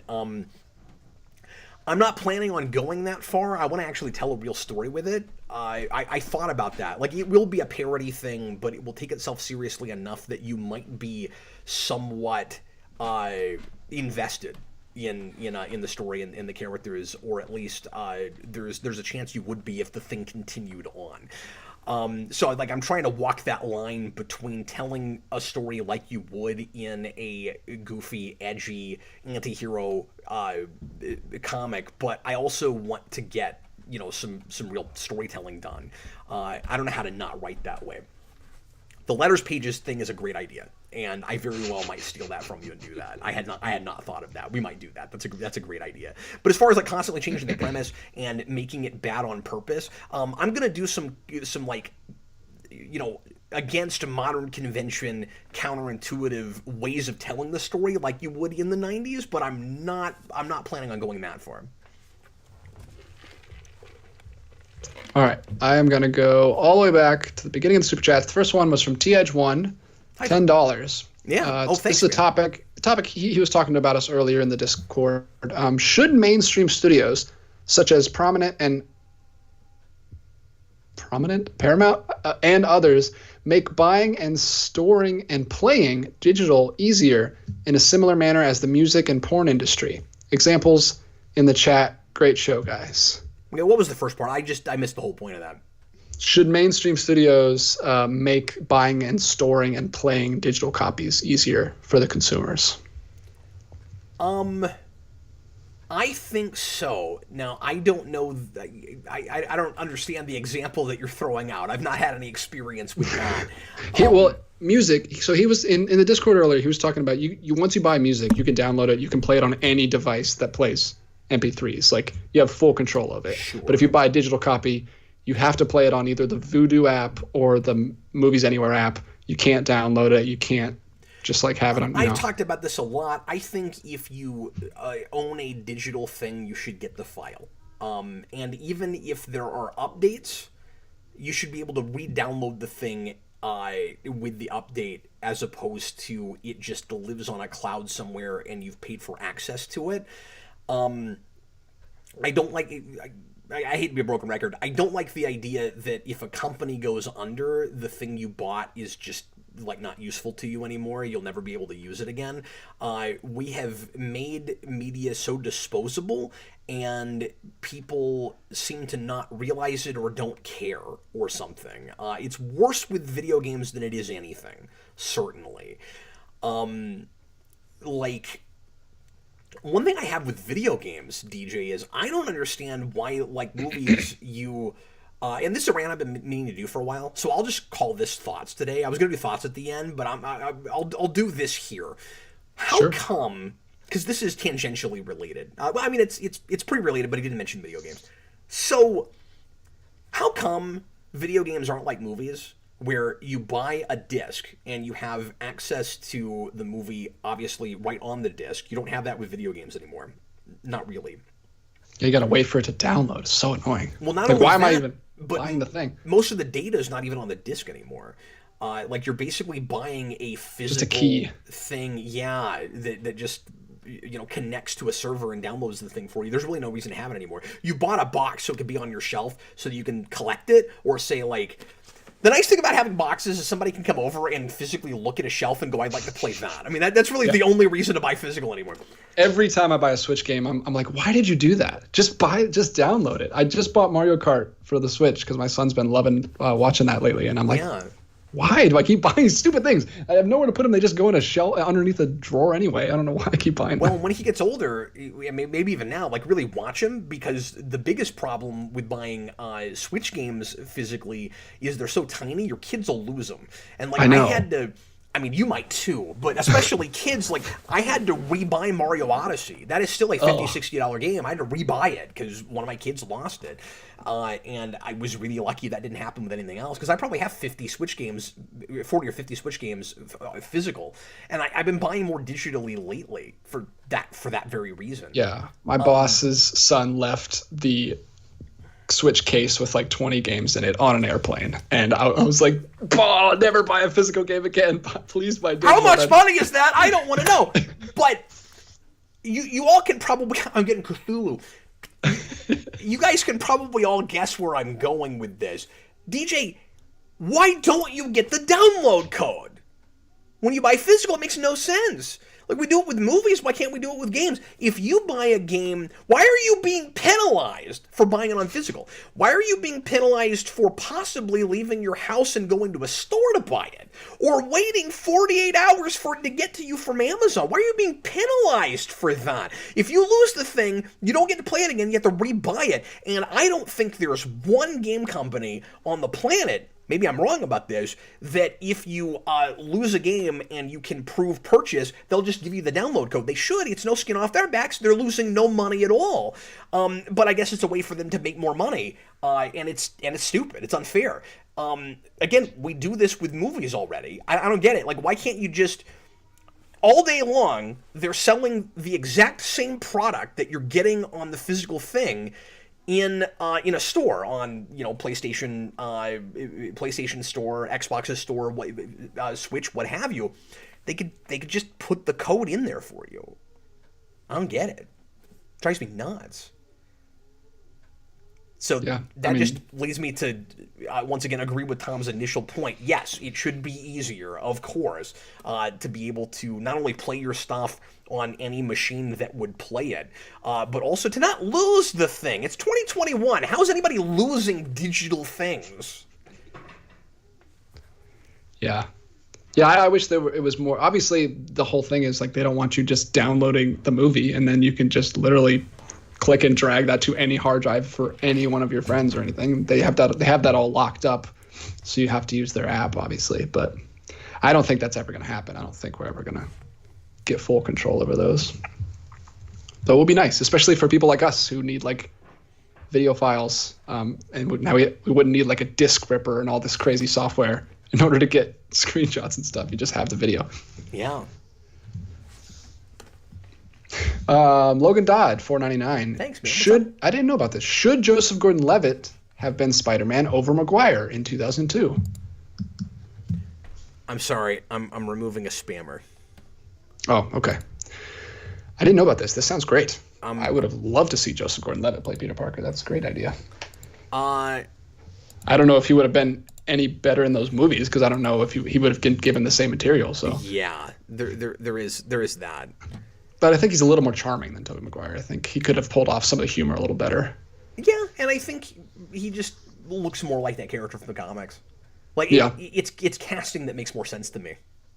Yeah, especially that age. Like, he still looks like he's like 20. At that time, he would have looked like he was like 14. Like, that guy doesn't age. That's true, yeah. Well, and he was a child actor. Like, you could have seen it even younger if they'd gone with a more high school looking kid. Yeah, I never heard that. If that's true, that's cool. I feel like I have, but I forgot all about it. I think it would have been great. That's great casting. Oh, I was gonna watch that Sonic trailer. I forgot all about that. You ready to do it? Yeah, I mean, I'm hoping that we can get away with it. Like I said, we really should be able to do this. It kind of drives me crazy when you can't. Well, let's save the plunge. Let's try it. If we get get shut down, we'll just come right back with a second video, and you'll have two halves of the Captain Logan show tonight. Yeah. Okay. I'm gonna watch this minimized instead of full screening it. I don't know that will make any difference, but I'm gonna feel better if we do it that way. So anyway, here we go. We're going to watch the Sonic the Hedgehog 2 trailer in real time right now. I will say I looked at that poster yesterday, and they're certainly trying to get out front and say, look, it looks more like a Sonic thing, and it's got a lot of iconography from the game Sonic 2. It's what the first movie should have looked like. And I'm not saying that I trust that it will be the thing I want at all, and that it will take any kind of risks at all. But I'm hoping. I'm hoping we get lucky. Let's see. Let's see what it looks like so far, and then get our stream shut down. Here we go.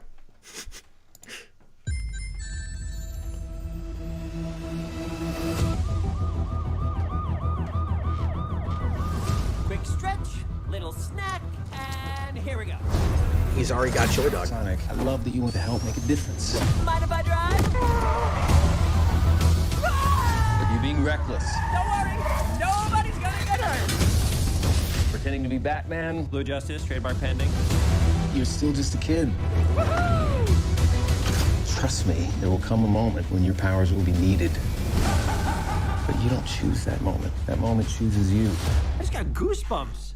Wait a second, did you steal that from Oprah? He's back! Ooh, I like that jacket. Papa's got a brand new stash. Since I've been gone, No, I've we saw discovered it the last time, source of ultimate power. That sounds big. It's been on my vision board for years. Hope I'm not too late. I'm sorry, who are you? Name's Tails. Okay, this is what we're gonna do. Step 1, light taunting. Step 2, I thought they were supposed to already know each other. That's weird. That wasn't too bad. Today's forecast calls for a 100% chance of adventure.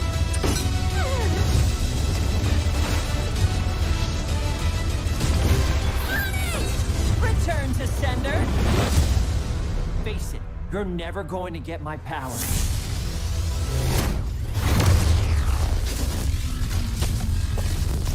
Do I look like I need your power? Oh, Alba's it's so weird. Where are my manners? Sonic, meet Knuckles.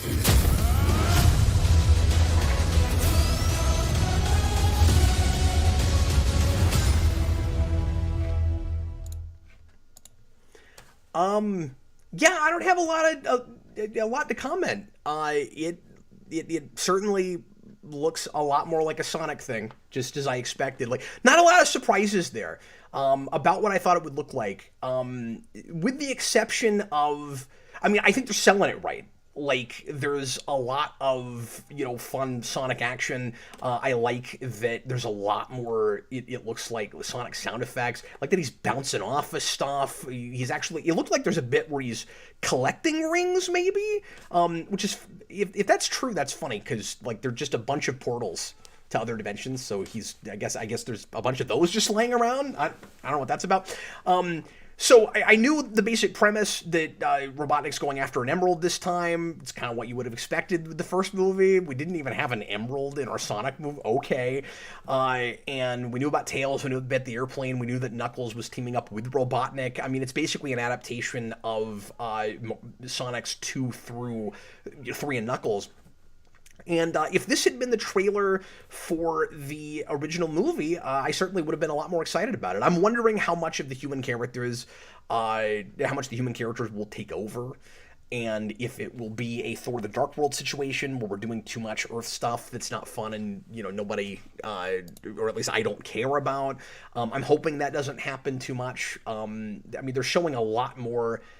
It looks a lot more like the mostly animated movie with some human stuff in it, as opposed to the other way around, that I really would have liked the first movie to have been. I think Sonic trying to be a vigilante while he's still stuck on Earth is fine. That's fun. I don't have a problem with that. I kind of like the image of him on top of a building pretending to be Batman. I don't mind that. It looks a lot more like what I wish the original movie had been. So that's what I've got. Looks fine. I don't know that it will be fine, but they're at least advertising it correctly. So, yeah. Idris Elba's voice in Knuckles is the weirdest thing ever. Like, I can't begin to put those two things together, DJ. Yeah, that sounded so weird. It was like weird. Why does he sound like he's like 7 feet tall and this big massive guy? He's this little cartoon red guy walking around. Super weird. I like his look. And it's nice that I couldn't take this for granted, given that they cast Idris Elba. Now that you say that, he could have been the really big, tall, beefy, weird version from that Sonic TV show, cartoon show a few years ago. I can't think of the name of that. I'm glad they didn't do that, because it could have been that. Jedi Knight Elba sounds too old in my opinion. I agree with that. Yeah. It just didn't sound like it was coming out of that face. It was really jarring. I didn't even know he was playing him, so it was very jarring for me. Yeah, I bet it was, if you didn't know that. Yeah. Yeah, like I said, there wasn't anything that they showed us that I didn't already know about, but I really like Robotnik's look. I'll tell you that. I mean, there's a part of there, there's a Sonic purist part of me that kind of wishes that Jim Carrey was wearing a fat suit, but it's not a big deal.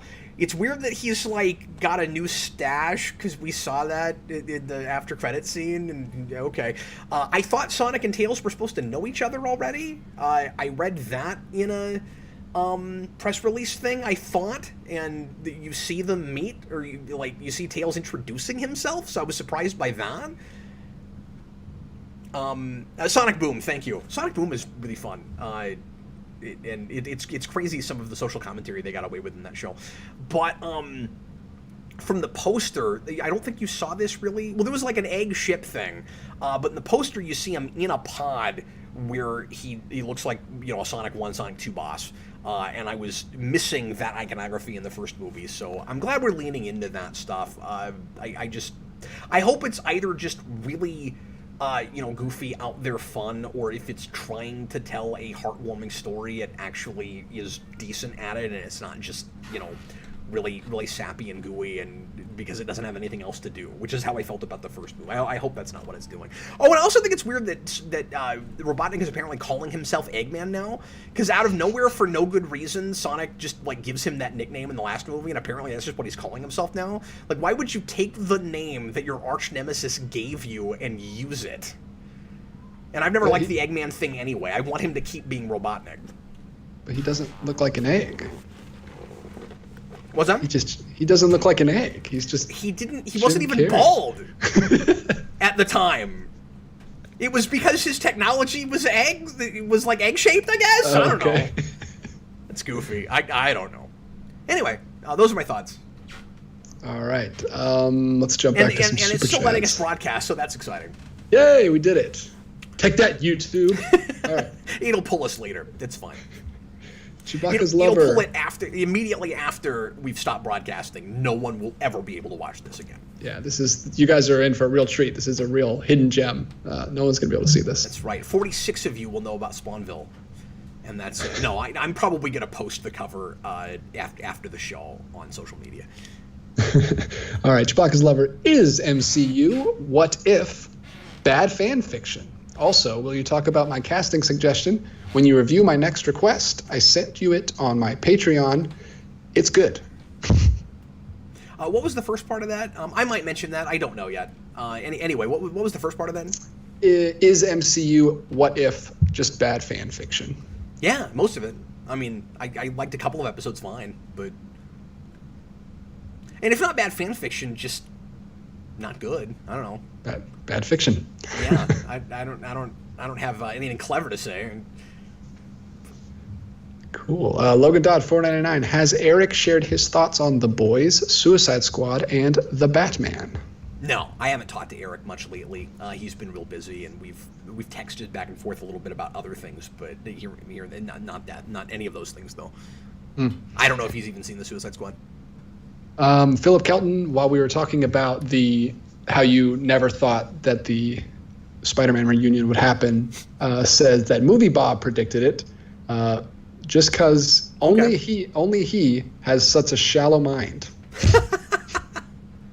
Wow. I mean, I'm not going to comment on that. That's not a guy I've ever watched, and I don't know anything about him. But yeah, I don't know who he is. I mean, I've heard of him, but I don't know his stuff. But anyway, yeah, I just, that's not a thing I would have ever expected to happen. Now, to be fair, I'm getting to a place where I kind of...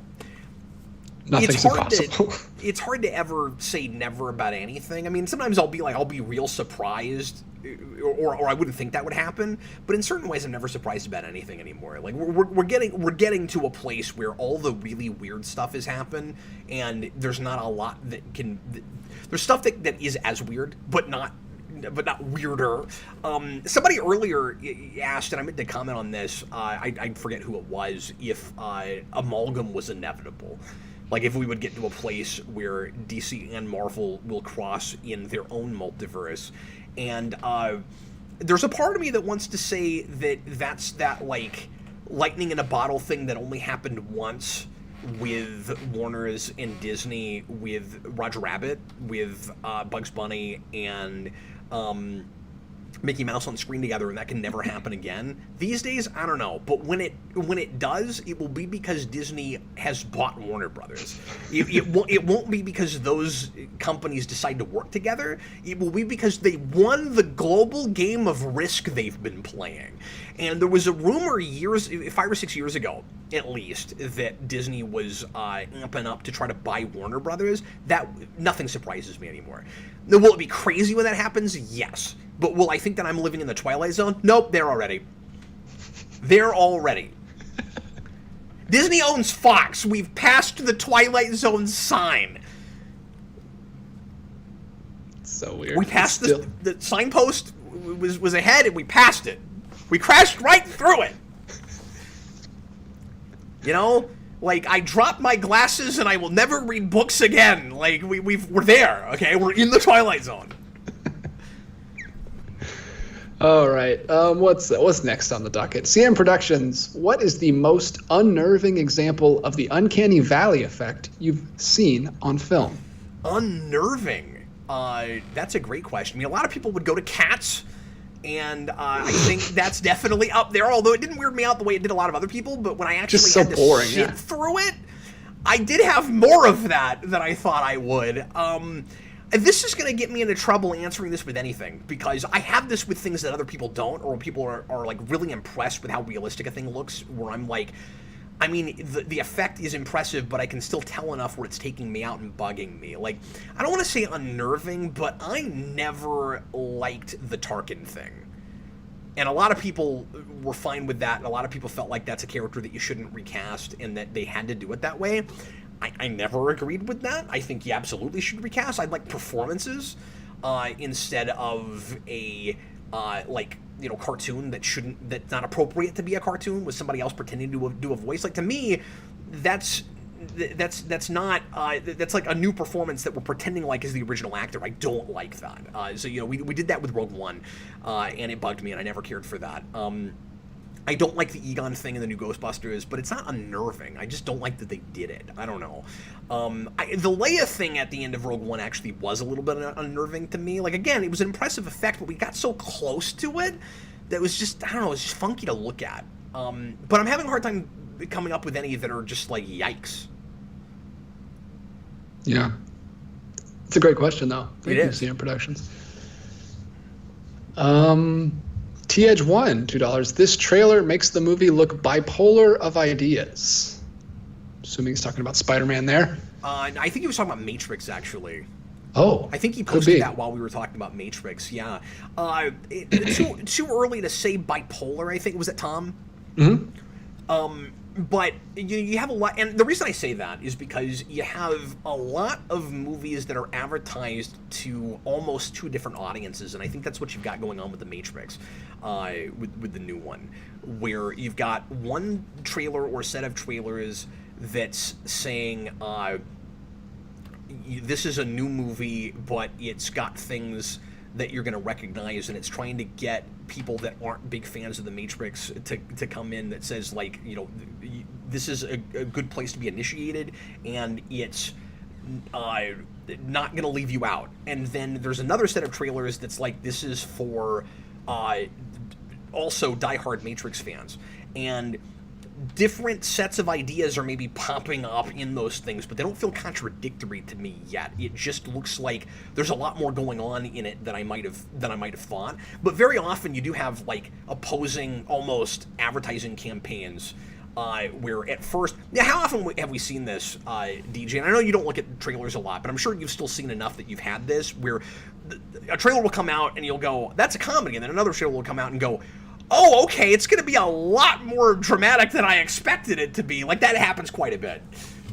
Yeah, that's like an art form. I had a class in college where we had to take a movie and cut a trailer of it in a completely different genre. It was fun. Oh, wow, yeah. There's YouTube channels that do that kind of stuff. And it's easy to do that. Right, because trailers are there to try to get you to go, not to tell you what exactly the experience is really going to be like much of the time.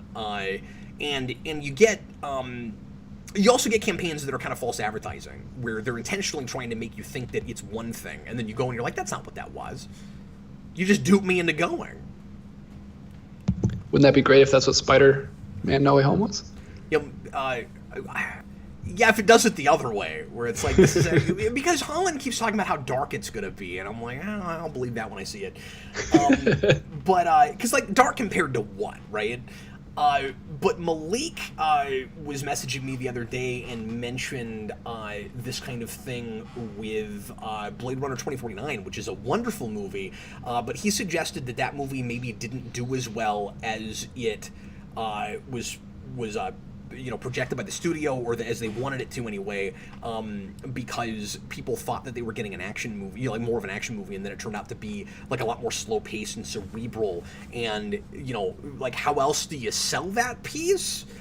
Yeah, that's what's hard, is like less people would have probably even gone if they saw what it really was. Exactly, so. Yeah, but he's definitely right about that. And yeah, I'm trying to think of other examples, but that happens with a lot of stuff where it's like, well, you gotta cut a thing you can sell. But if you make it look like exactly what it is, first of all, that's a 5-minute trailer. Like, if you try to sell Blade Runner 2049 on here's what the story is... Well, it's also hard to sell slow pacing. Or Dune, or really anything that man's ever made.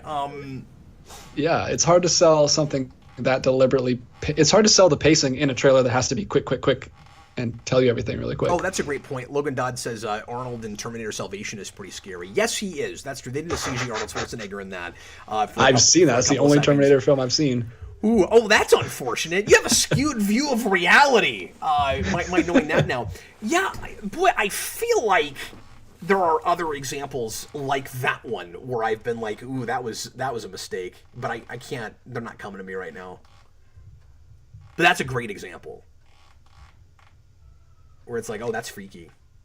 Like, if you can't get the guy, just don't even do it. But I feel like the more unnerving ones are the ones that are closer. Like, if it just doesn't look like him, it's just like, oh, that looks goofy and weird. But like the ones that are so close, yeah, that's kind of more. Well, and we're just talking about the Uncanny Valley thing of like recreating actors, but there's also the Uncanny Valley of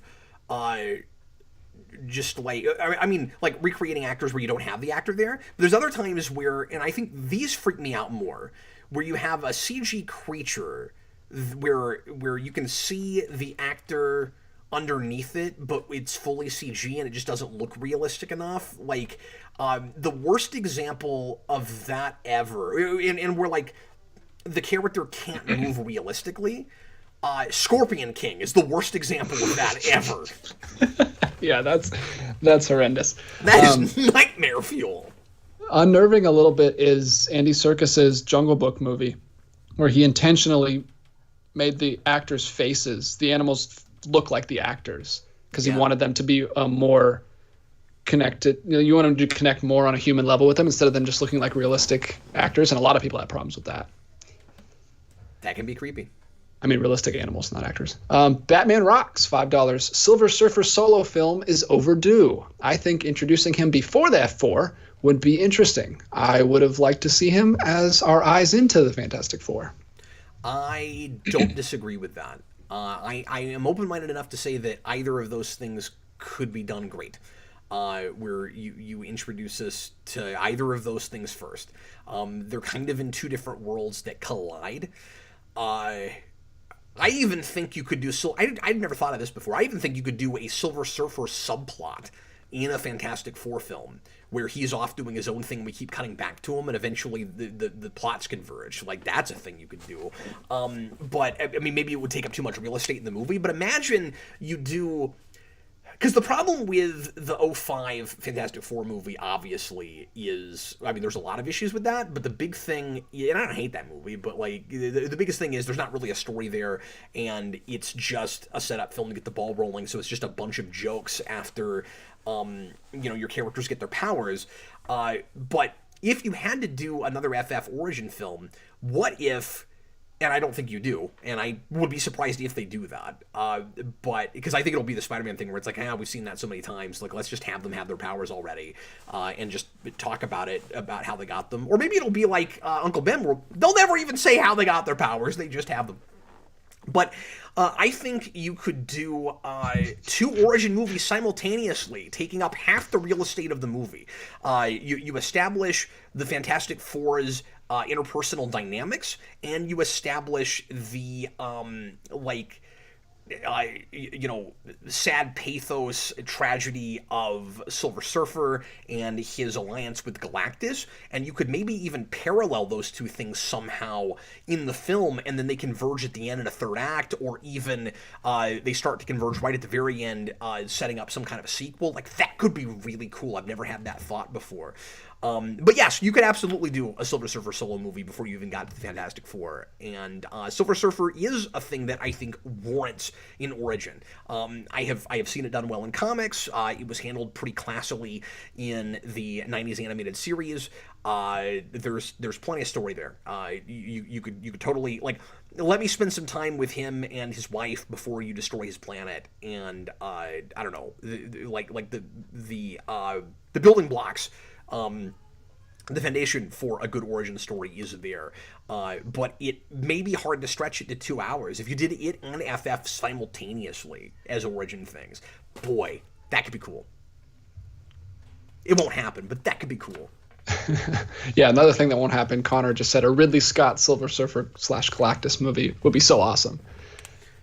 Yeah, I don't see him working with MCU at his age he is now. Yeah, who was it that was tapped to do a Silver Surfer movie before Fox got bought up, and then that all fell apart? Was it Vaughn or what? No, maybe it was. I can't remember. But there was somebody that I thought was a great choice that was writing that story, if nothing else. Yeah, I'd like to see who's that guy that always does science fiction stuff? The director of Iron Giant, Mr. Roboto, $2. Hi. Will we ever get Aquaman directed by Cameron or Kevin Smith? No. I'm going to go with no. It depends. I mean, does it? I mean, they No, they have a successful franchise going on. I don't know why they would tap either of those guys at this point, but I don't see Will Smith. I don't see Kevin Smith ever directing a blockbuster at this point. He never wanted to do that in the first place. I'm not sure why those particular names came up. There might be something that... Oh, it was Brian K. Vaughan! That's what it was, and I was so excited about that, and that was a mistake, because that never happened, but yeah, that's right. Yeah, cinematographic. Brad Bird is who I was thinking of. Yeah. This is why we do these shows live. Because you guys are the best. Because it lets us be lazy. We don't even have to know anything. You guys are basically like Wikipedia in real time. Yeah, we don't even have to Google. DJ, yeah, precisely. How many more super chats are there? 1, 2, 3, 4, 5, 6, 7, 8.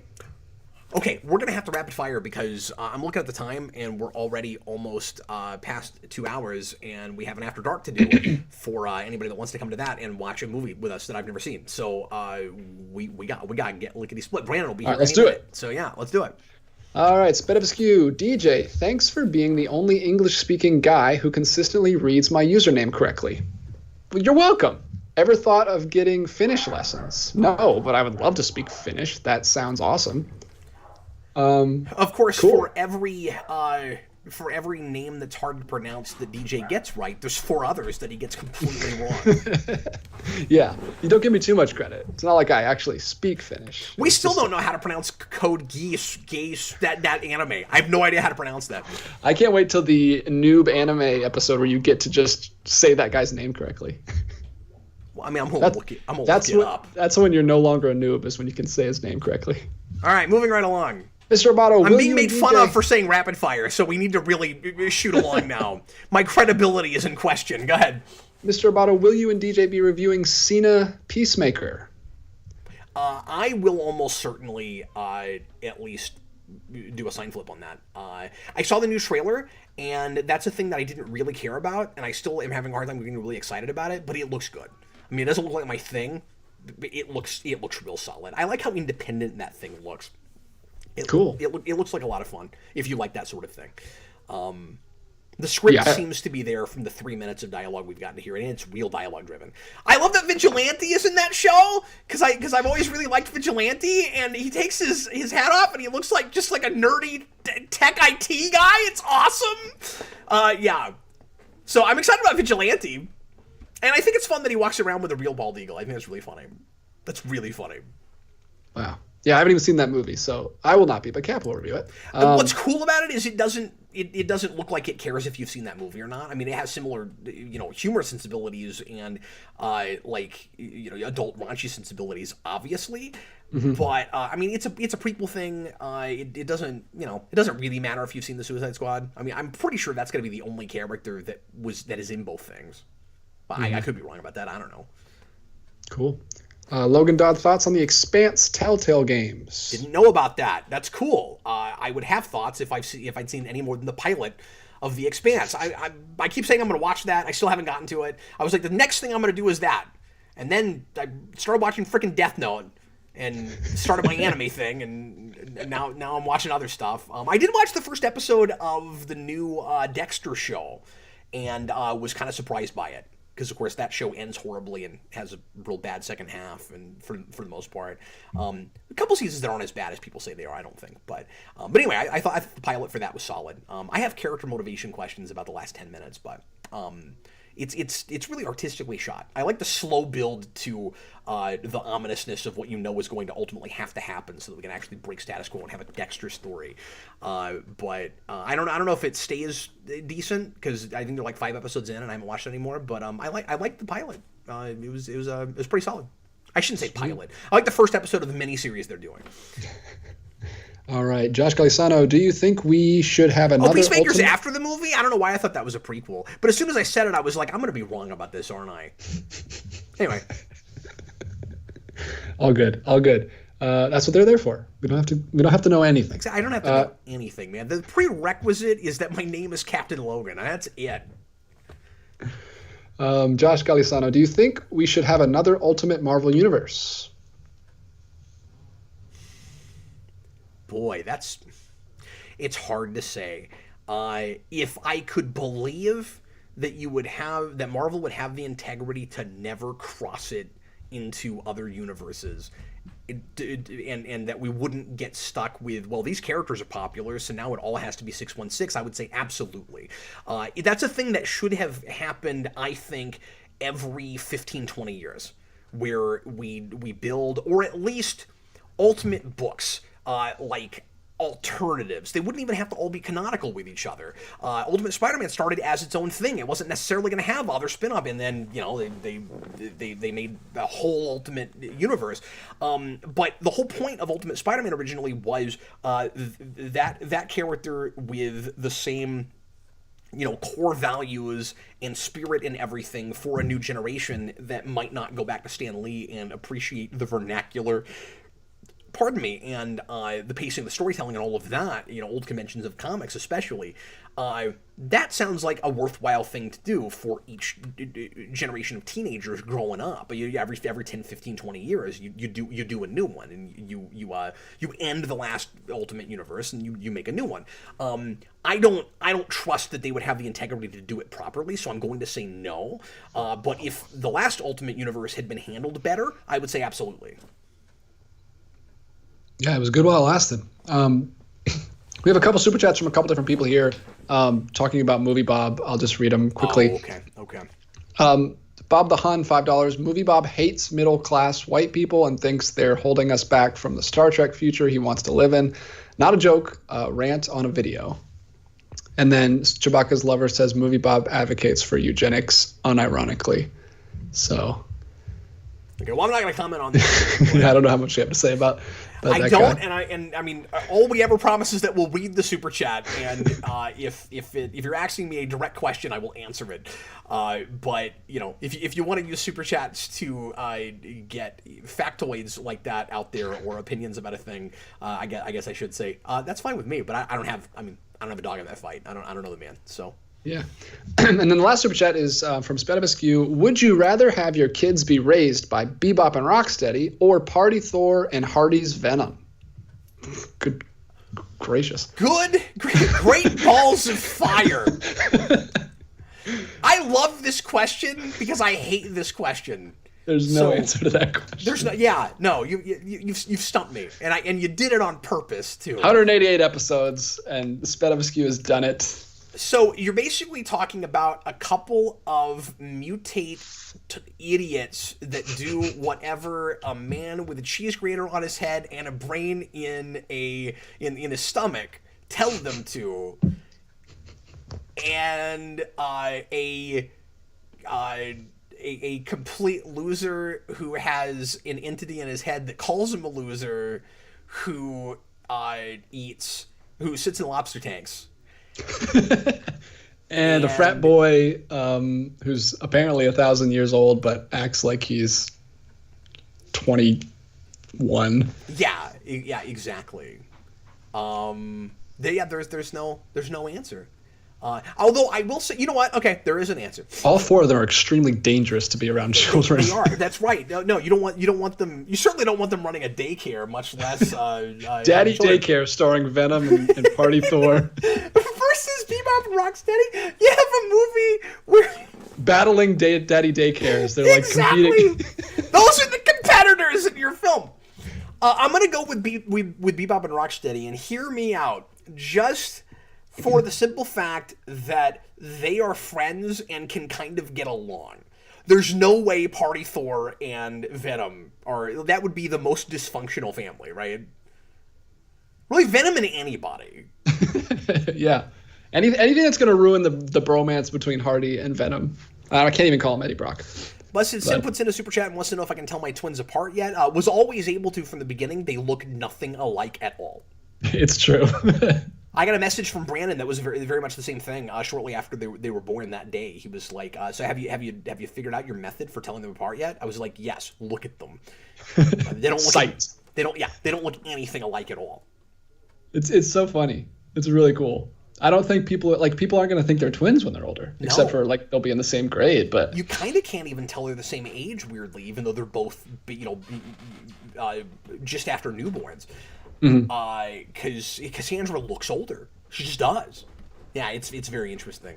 But anyway, that is going to be our show for this evening. Thanks a lot for watching. Yes, Dashcan, we did talk about the Sonic 2 trailer. We actually watched it on the show because it came out 45 minutes into the Captain Logan show. So we went in and watched it here, hoping that we wouldn't get the show shut down, and we didn't. But I still say that at the very least, I'm not going to be able to monetize this later. But we probably will also just lose the whole program. No one will ever get to. So count yourselves lucky that you were here. Anyway, there'll be no episode 188. It's very this was 188, was it not? Or is it 187? Oh, just at all. It'll skip to 189. Yeah, that's right. It'll be gone. It'll be that lost episode. And we could take that part out and just upload. We are too lazy and have no time for that. We're just not doing it. Anyway, everybody, thanks a lot for watching. Hope you had a good time. We are going to come back in about 10 to 15 minutes for Captain Logan After Dark. And we're going to be watching a movie that I've never seen but have made fun of the title of for 1,000 years, called We're Back, A Dinosaur Story. And so hang out with us if you want to watch that movie with us. Actually, I got to check and see. I think it's at least on Amazon, if not streaming somewhere. I'm not sure, but I looked it up a few weeks ago when we were going to do this, and then for various reasons we had to wait. But it's gettable. It might be a $3 or $4 rental, but it's gettable. Anyway, so I'm going to come back with Austin and Brandon to do that.